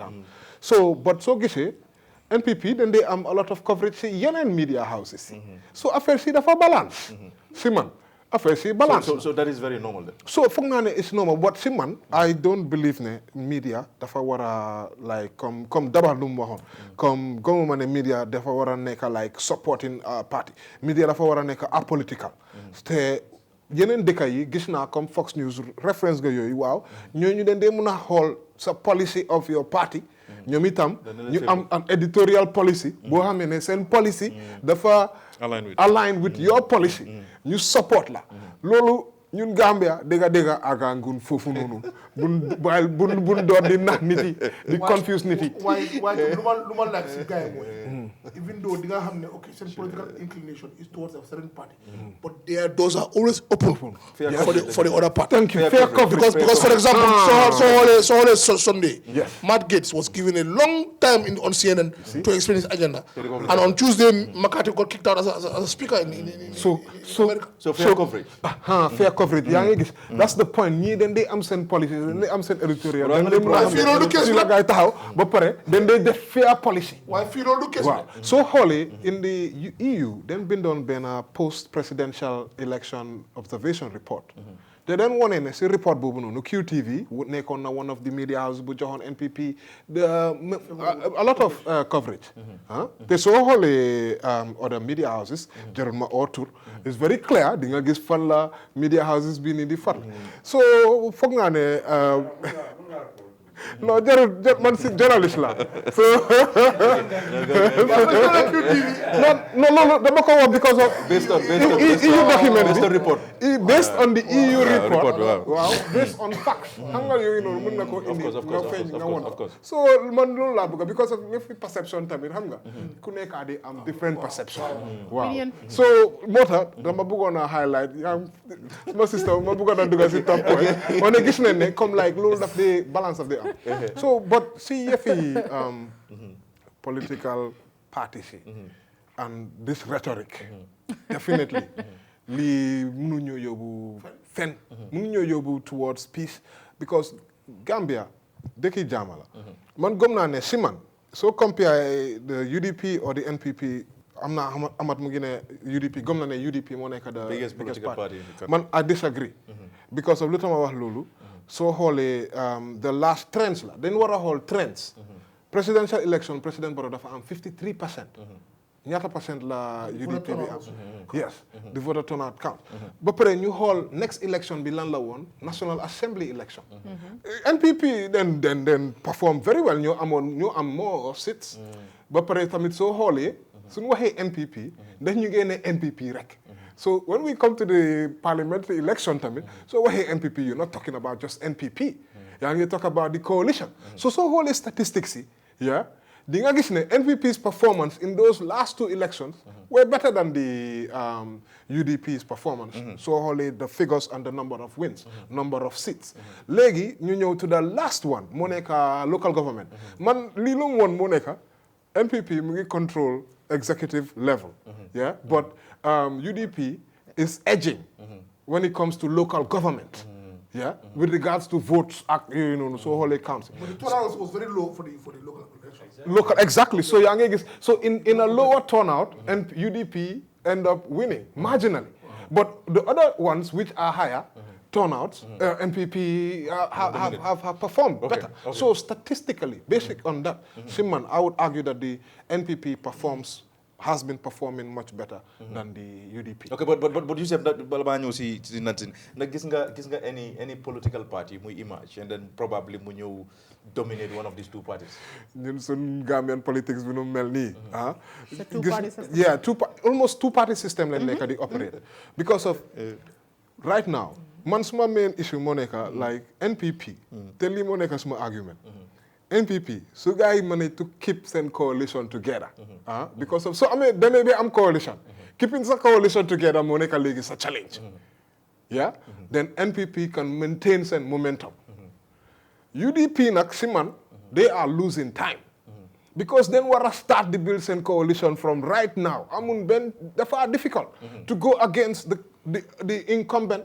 But the incumbent bitamid mungi am a coalition. Si ganawam mo mi ngi am resources tamit come on dafa difficult pour nga mëna win so UDP dafa wara start because of looking at politics bi gis nañ ne UDP buñ defoon tactical coalition tactical alliance tactical alliance at the end of the day some of the tactical alliance boobu noonu dafa break yeah because of after bu breaké a lot of parties yi tamit jànga neen si dara ne duñ bëgg a dem coalition ak UDP so UDP dafa war a build that image ne mun naa def coalition with the other parties si man that's the only chance ñu mun a def because of gëm naa ne statistics yi ak trends yi wane ne na dina difficult trop pour UDP mun a dóor NPP if the things continue num okay Nancy's opinion on that just on that. On what question again? You've gone through like a few people, and I've been listening. But like, what was the original question? No. On the fact that right now you is partnership be on the NPP side with other political parties like and then UDP of course GDC you get aligned with them. But can nga nekk di gis mu nekk ci kaw? Personally, Pullman, I can't even answer that because. Like Lou, if speaking about them by the figures, obviously Lou flex wa. There's no upcoming elections. You know what I mean? So Munuma understands the bickering between father and son. Like what elections are we having? But I guess the politics is a continuous, like they're all gonna go back and forth. And so I really don't care which political party is leading at this point. Right now, Adama Barrow controls the government, the executive, and the United Democratic Party pretty much have the most important, and I hate to use that word, sits in the local government. I think they should work together to improve the lives of Gambians. My only issue, and I know I sit here, I sound like I'm the biggest Barrow critic. I'm not. It's because he's the president. So I am holding him accountable. Mom la Gambian si votal. His decision affects my life. All of us, ñun ñëpp suñ dunda. Xam nga lu ma mean? So whatever lum def, policies ami li mo wax yëpp daf ma affect. Te si dëkk bi laa dëkka. Fii laay dundee te maa ngi nekk di wax li dëkk bi dafa métti. Dëkk bi dafa métti maa ngi yuxu cash power na ma kay nga bañ a faale ba tey every episode moo waxi cash power bi so no I pull man right now and so we should dañu war a bàyyi waxi politique bi nañ seet both the opposition ak président bi how they can work together to improve the lives of Gambians for naa ñi ñoo seetaan ñëpp loolu moo nekk seen focus the only people who are still focused on election and so no offense once upon a time I was that way mooy ñu nekk si diaspora bi every time they vote you just get online and it's like ñun fi nekk dañ soona we want to see development we want to see this country moving dëkk bi everything is so slow I am doing construction every day ma fa ne suma ñi ma lifin dañ ma dee sàcca no I'm serious da nga dem tey ñu ne la poti peinture bi is 1600 nga dem ëllëg ñu ne la 1008 nga demaat fel like things keep going up inflation, everything is so expensive, and we're sitting here talking about politics when there's no upcoming elections. What is the politics that Okay, solves the so politics? léegi nag Nancy. Nancy nag gis nga gis 80% laa la wante 80% dañ ko jagle ci politique. Well, why don't I want to? We can talk about politics. Okay. Well, look, Luma, I don't have a problem with us talking about politics, and I agree with I'm very worried about Adama Barrow's position. I have no idea and genuinely don't care which political party is leading because there's no election. I'm not a man, neither the opposition nor Barrow, I'm going to vote for them. That is my vote. I'm entitled to it. Man, Okay.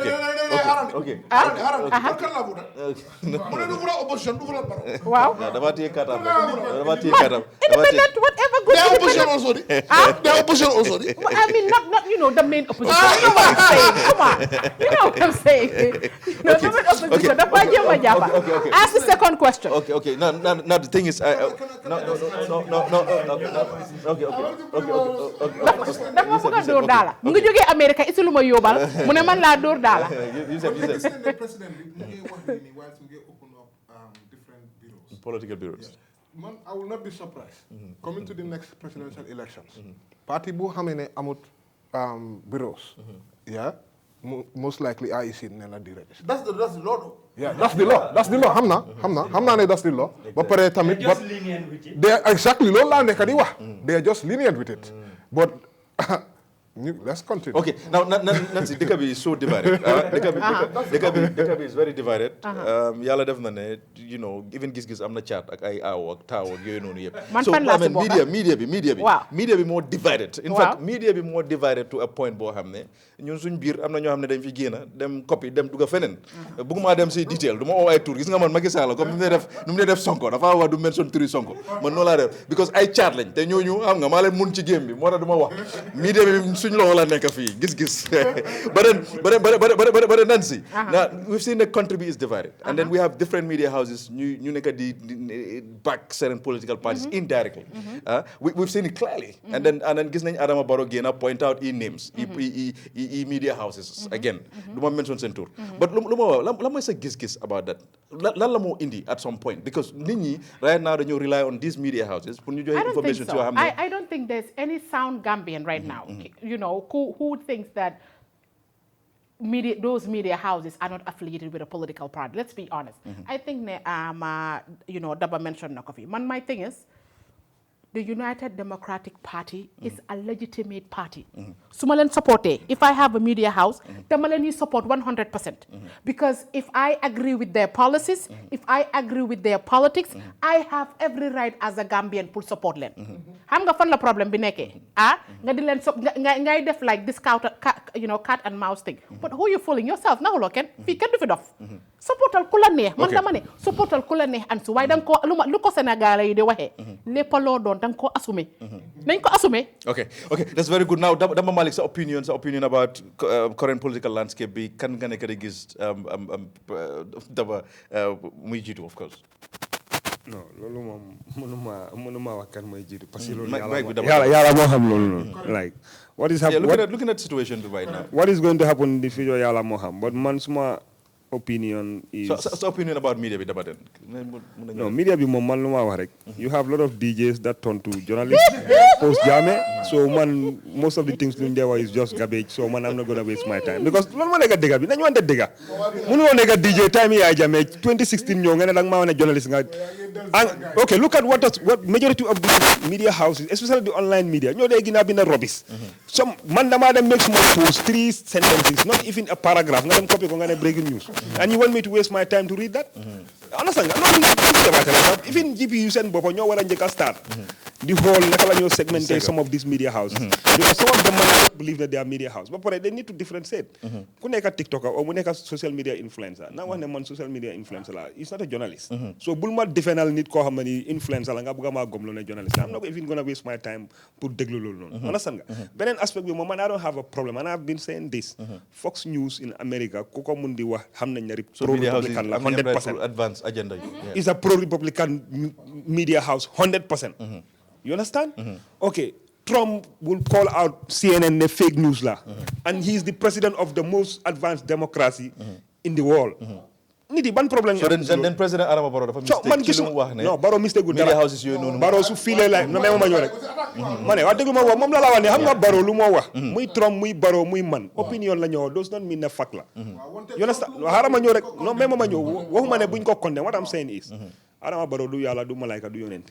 He's a human being. He has his opinion. His opinion nekkul ne lu mu wax dëgg la alxuraan la.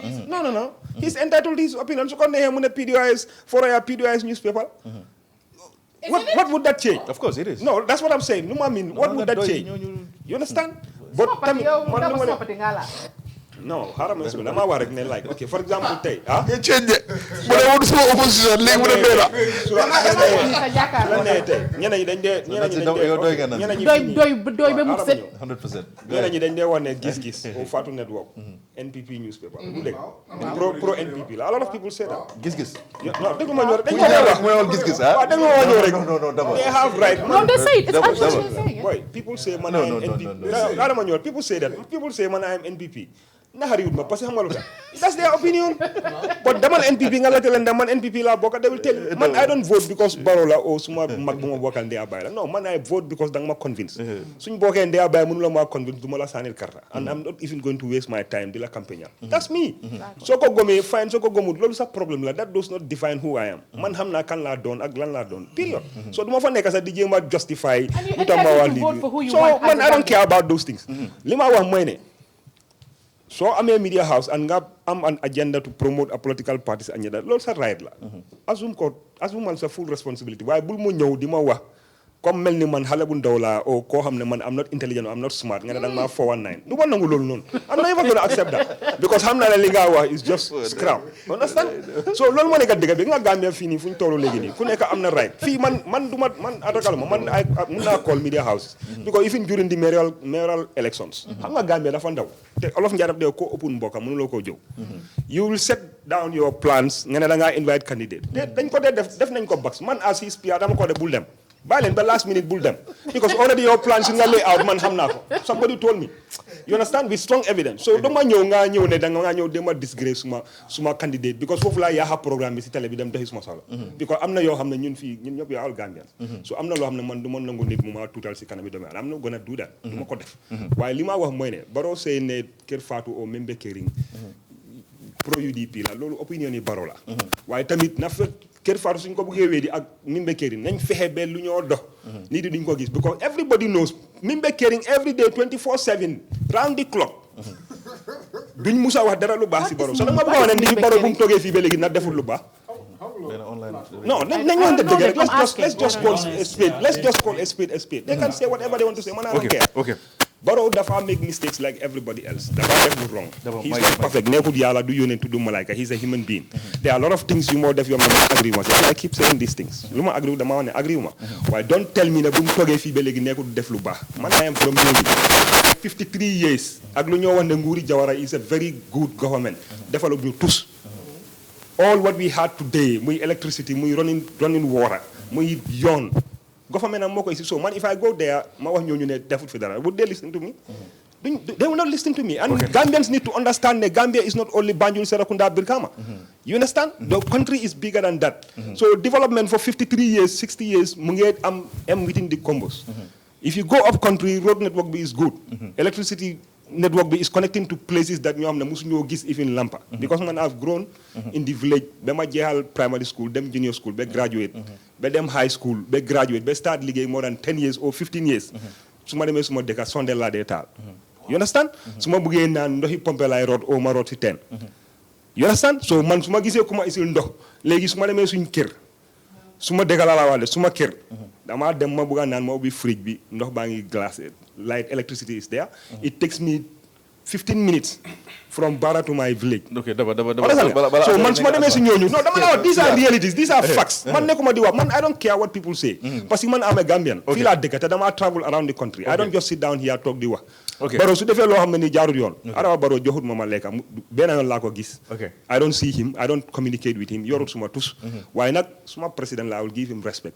su ma ko criticize dama ko criticize with respect but you don't expect people it's not about the person ko topp nga one of the biggest problem bu nit yi am mooy especially ñun ñuy wax ne dañ jànga dañ feel na ñun ñoo gën a jànga Barrow so we deserve that seat more than him but when people were asked to come and run for president time yi Jammeh dañ daw okay so you understand so at least no matter what let's give him that respect ne jéngu na mu ñëw nekk candidate c'est bon mu dugga si ron lal c'est bon mu daw dem Sénégal si dugga taxaw na nekk candidate when you had people ñoo xam ne dañ jàngoon they are educated ñu invite lañ pour ñu ñëw UDP def nañ ci advertisement in 2016 ñaata kat yu nekk tey di wane ne dañ garaaw na nekkul moom si dëkk bi we are not here so the reality moo nekk ne suñ buggee dëkk bi mu develop ñu jànga ñoom ñu feel ne they have knowledge they must take responsibility ñu participate in politics doo expect yow ñi nga foog ne jànguñ nga ne ñooñu nañ dem sacrifice seen life ba pare after suñ wiinee ñu ñëw ñu hand over la di sit pour yow nga govern nga nekk ministre nekk président nekk vice président loolu is not going to happen ok daba now li ñoo def mooy dañu waroon a dem break but mënuñoo dem because of time bi tey duñ mën a def 2 hours of course dañoo def maybe 1 hour 40 minutes because programme bi dafa war a ñëw on Paradise TV so li ñoo def mooy dañoo dem break quickly ñu ñëw but then Mike Mbaye you know he's my guy I mean Mike Mbaye man ko nuyu ci gis-gis bi bu baax because moom gis naa ne he's a very sober guy and that dama dee bàyyi xel reactions ami thank you very much si noo dee of course follow gis-gis bi but then dañ dem break su ñëwee back ñu continuer waxtaan.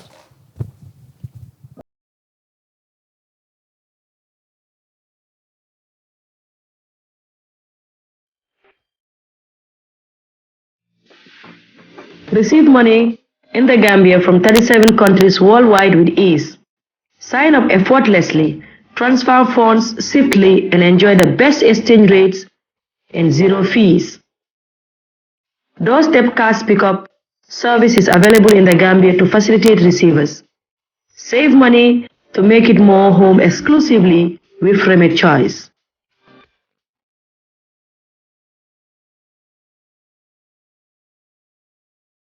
Are you searching for a reliable and trustworthy real estate company in the Gambia? Well, Lee Properties Plus Real Estate and Building Materials is here for you. Lee Properties Plus Real Estate and Building Materials is your go-to real estate company, providing safe, reliable, and timely services. We have plots of land in various locations across the Gambia, including Abuko, Farato, Jalambang, Kasakunda, Kachime, and Jambanjili. At Lee Properties Plus Real Estate and Building Materials, we also do construction, property rental, and borehole drilling services. We have high-quality building materials for sale with a reasonable delivery fee. With our convenient and flexible payment plans, you can deposit today and own your land in no time. Contact Lee Properties Plus Real Estate and Building Materials on 752-3293 or 582-7811 or visit our head office at Old Yundum opposite the Paradise Estate. Lee Properties Plus Real Estate and Building Materials, creating real value in property and places.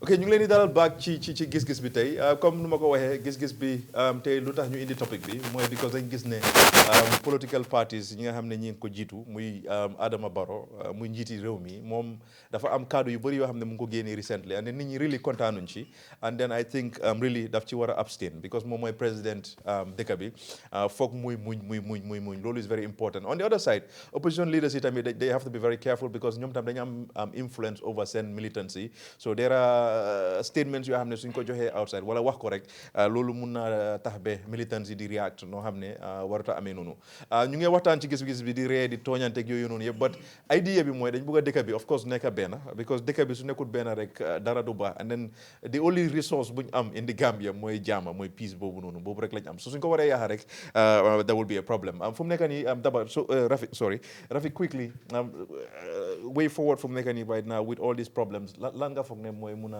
cop this henceforth. The only thing mooy pour ñu realize ne dëkk bi moo gën a important ñun ñëpp. because tey su problème waree am fi dëkk bi taaka. ñun ñoo njëkk a sona. te gis nañ dëkk yoo xam ne they were very peaceful and then within a blink of an eye. things change and then problème am ba nga xam ne amatuñ jàmm. so jàmm bu ñu am right now buñ let's not take it for granted because many countries yoo gis ne right now nii they are at war they used to have peace. and they couldn't it was there. so buñ tembe foog ne loolu tam mënuñoo dal te ñu ngi ñaan yàlla bu mu musa am moom te tam we cannot take it for granted. so I'm appealing to everyone and on all political sides. nañ come together.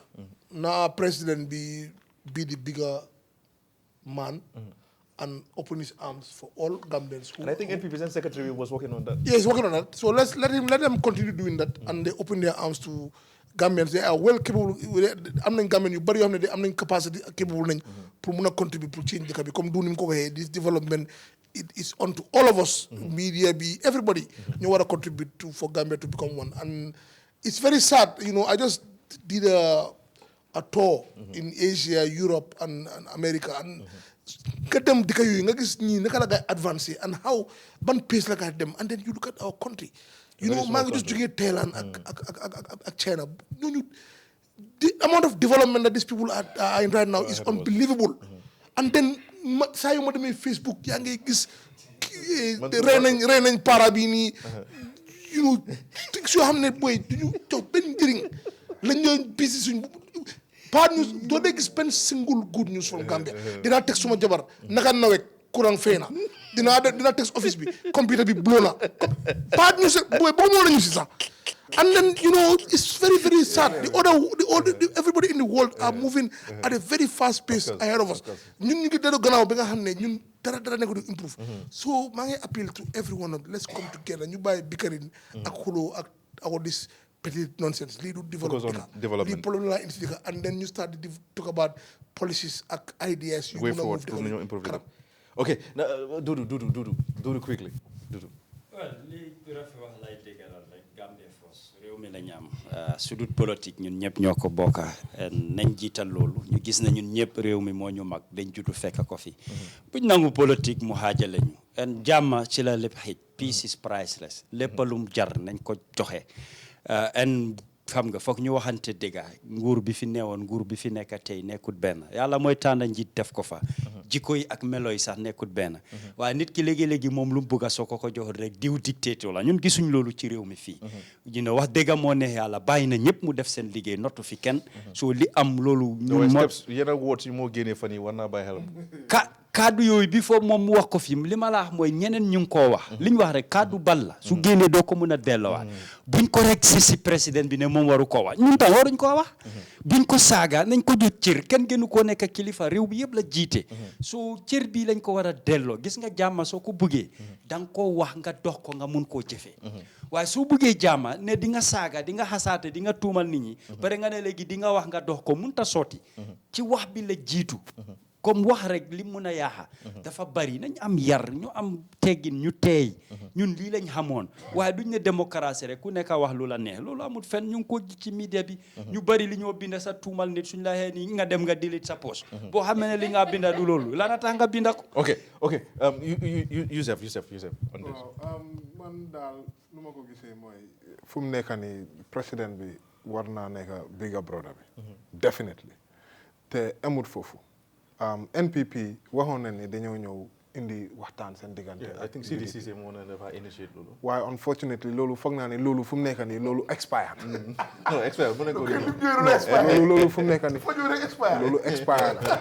so lu ma bëgg a wax mooy pour dëgëral dabax lu mu waxoon recommendation am mooy ne bëgg a neen at least inter party committee warut a toog di xool di huli. time bi ni den war di go into action te gëm naa ne suma brother Dudu moo mun naa pass on suma message bi sax na gaay dem ñu waxtaan ak Supreme Islamic Council indi Gambia Christian Council ak any other leaders yoo xamee ne gëm nañ ne ñii mun na ñëw indi jaama dafa important trop ñu mun a make sure ne at least ñu indi jaama so that political because of lu xew moo nekka Ousseynou Dabo ak Barrow most likely du musa téyante nii non ñooñu amun tay boobu waaye luy xew benn youth ku young comme man mu ngi sol yellow mooy ñëw taxaw keneen beneen youth ku mel ni Daba mu ngi sol cream wala grey mu ñëw ñu gaay téyante foofu noonu di so loolu moom like buggu ñoo dem in that direction so foog naa ne it's very important pour ñu am this dialogue gëm naa ne civil society sax am neen a huge role to play there you know with the media war di waxtaan ak president bi. Okay. Wow. Okay. Nancy quickly and then ñu dem si Amad then ñu dem si Daba. Nancy. Update me again.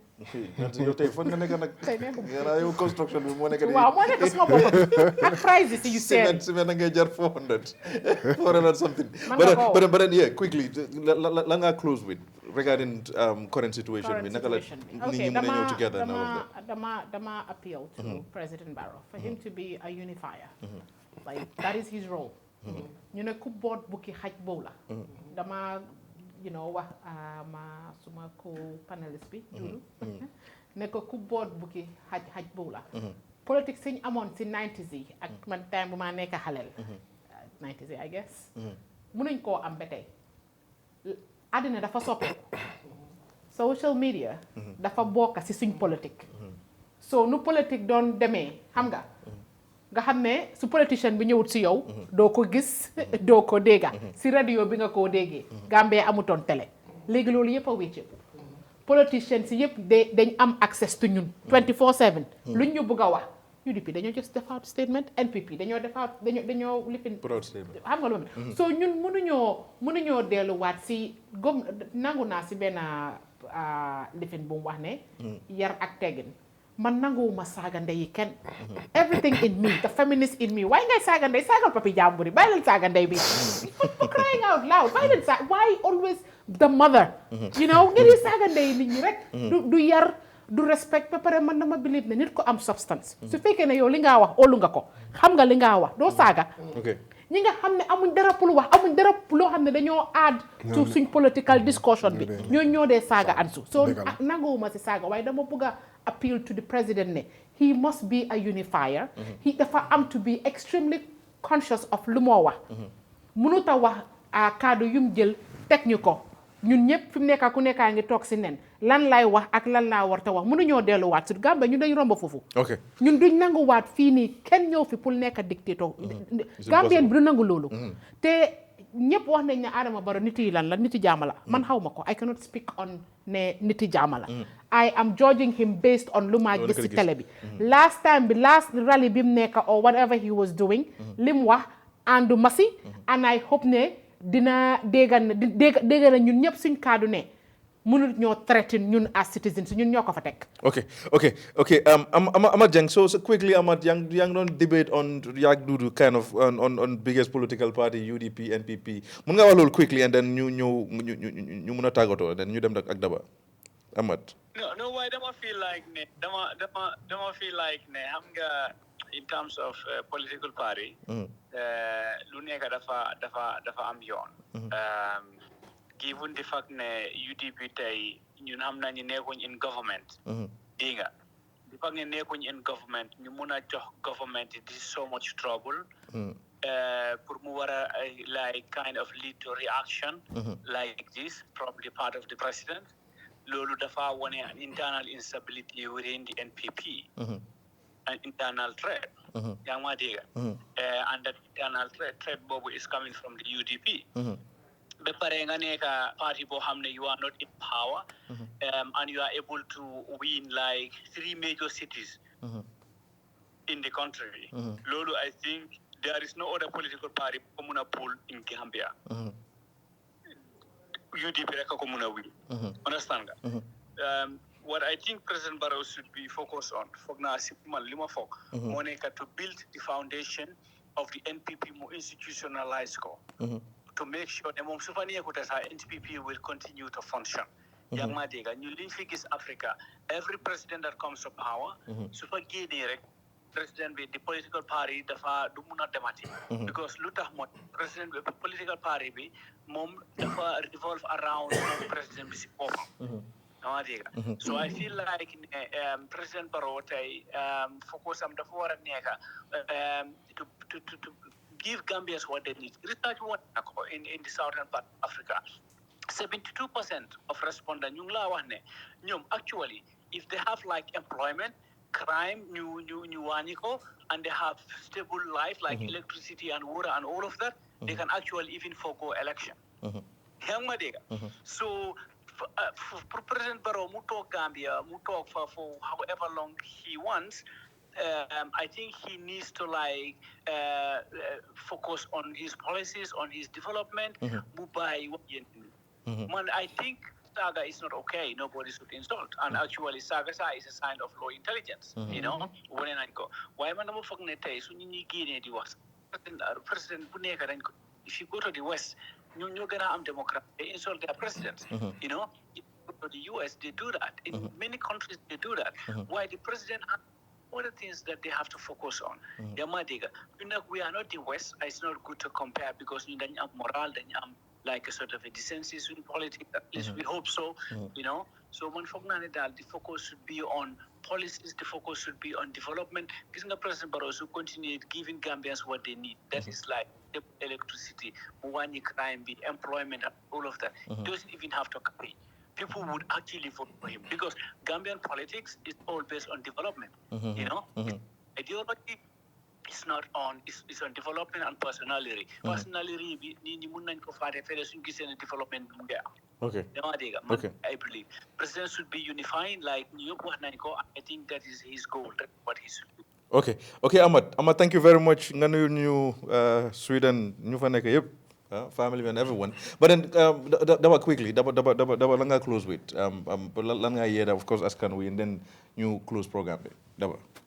Non man mënuma yeda askan bi parce que ku nekk sa bopp doy na la. Probably pour nga yeda sa bopp. Li ma mën a wax mooy ne the way forward mooy foog Gambians ñu honest foog ñu waxante dëgga foog ñu ñemee dëgga di ko wax ba pare acceptam pour accept dëgga but yow mënuloo wax ne mën nga maa wax dëgga man duma la wax dëgga I'm not gonna listen to you you understand and foog ñu gëm ne tamit no matter who you are ak no matter fan nga bokka lu important mooy ñun ñëpp Gambian lañ and as Gambians benn ID card nga am benn ID card la sa morom am so unless and until you break that barrier and put in our Gambianness first before anything else, even before my one man Julie la, I'm a Gambian. You understand? Because nekul ne Julie direct ñoo nekk bir Gambia. But suma bëggee make my religion important than man neglect the other people, dañoo gis seen boppa. Suma bëggee make my tribe or my ethnic group mu feel important and then ma bëgga denigrate the other person, who is gonna take that? Nobody. Can do accept loolu non fini. And so most of the rhetoric today happen on social media. Ciow bi yëpp wax bu bari bi yëpp foofu la day happen majority of them you understand te most of the time soo xoolee the sad thing is ñi ngi jox platforms or ñu nit yi gën a bàyyi seen xel and noonu moo tax man of late sax ma move away from social media because dama gis ne like it's not adding any value to me as a person to grow so I'm not gonna spend man suma time may engage si koo xam ne tey su ñoo wax su ñoo debate the next thing lu moo def moo nekk like daf maa saaga te man I keep saying this thing and when I say this people say no bul dem wax no man kenn du saaga suma yaay ma bàyyi la nga dem noonu like that especially because of politics I'm not gonna do that because I respect people's parents and loolu moo tax du ma engage waaye pour ne dañoo debate or pour ne in politics dinañ waxante loo xam ne xëy na nit yi dinañ si ree or some people will feel angry loolu man dama gis ne rek is part of political rhetorics la rek yu politicians today use waaye I don't mean ne man I believe ne both Darboe Mama Kandeh Barrow Halifa they have huge respect between themselves understand nga parce que loolu laa gis and loolu laa mën a jooj te lu tax ma wax loolu mooy no matter how tension bi nu mu mun di am if they meet all that you see is jokes and laughter and handshaking because su nekkoon ne like nit yi lu ñoo make ñu believe ne noonu la Barrow ak Darboe amee hate between themselves they will never shake hands of course so pour man lu ma gis dama gëm ne comme lu Rafet doon wax rek parce que yu bari perception la in our minds you understand and lu important mooy like ñu gis Gambia a lot of us ñu ngi spend so much time talking on social media loo xam ne added value si suñ life rainy season nu mu ngay just end you know how many jobless people ñoo toog ñoo xam ne they spend time 3 hours or 4 hours or 5 hours a day on the social media nekka di castigate nit or di wax lu bon si nit te they could have used that dem si farm si because the truth moo nekka ne there is no government whether those in opposition or ñu nekka in current government they cannot provide 100% employment to all Gambians mun da nekka politicien bu la wax loolu waxul la dëgga ñun as people dañ am responsibility also towards contributing lan naka la ñoo defaree dëkk bi KMC ñu ngi indi ay mbalit trucks ñu ngi buub mbalit ñu ngi def lu nekk ñu ngi raxas gotay but the same thing tam you see people ñoo xam ne da ngaa gis kuy dawal Range Rover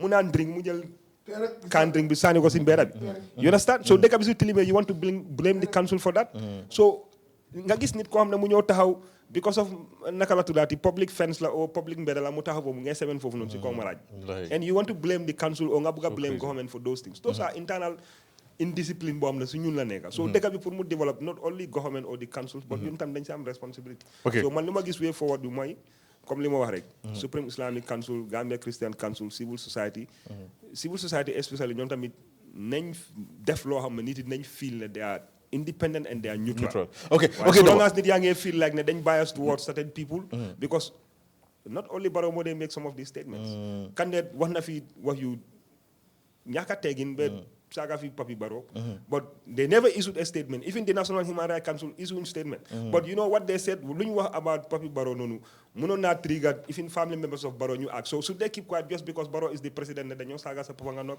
You understand? So man, all these institutions, should guy need to respect them.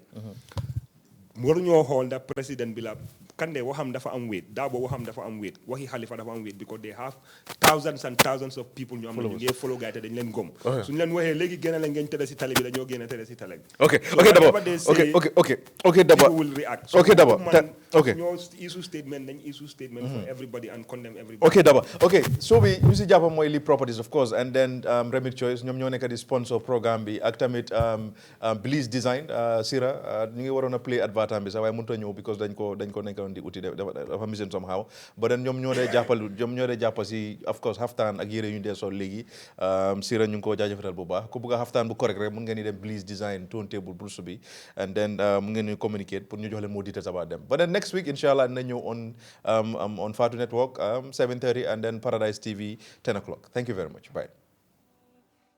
Are you searching for a reliable and trustworthy real estate company in the Gambia? Well, Lee Properties Plus Real Estate and Building Materials is here for you. Lee Properties Plus Real Estate and Building Materials is your go-to real estate company, providing safe, reliable, and timely services. We have plots of land in various locations across the Gambia, including Abuko, Farato, Jalambang, Kasakunda, Kachime, and Jambanjili. At Lee Properties Plus Real Estate and Building Materials, we also do construction, property rental, and borehole drilling services. We have high-quality building materials for sale with a reasonable delivery fee. With our convenient and flexible payment plans, you can deposit today and own your land in no time. Contact Lee Properties Plus Real Estate and Building Materials on 752-3293 or 582-7811 or visit our head office at Old Yundum opposite the Paradise Estate. Lee Properties Plus Real Estate and Building Materials, creating real value in property and places.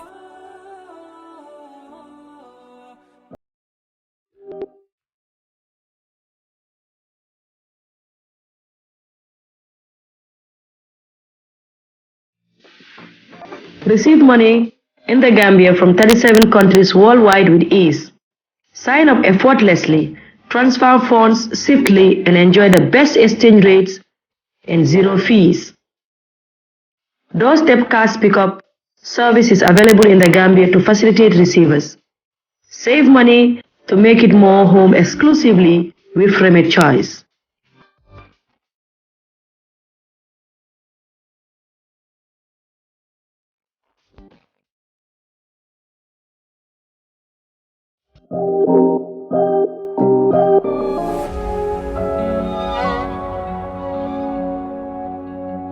Assalamualaikum mbokk yi di seetaan li nga xam ne mooy gis-gis waxtaane si li nga xam ne rek mooy yóbbu dëkk bi kanam. The Constitution provides President can declare a state of emergency in two circumstances. Now I believe Gambia la security is a very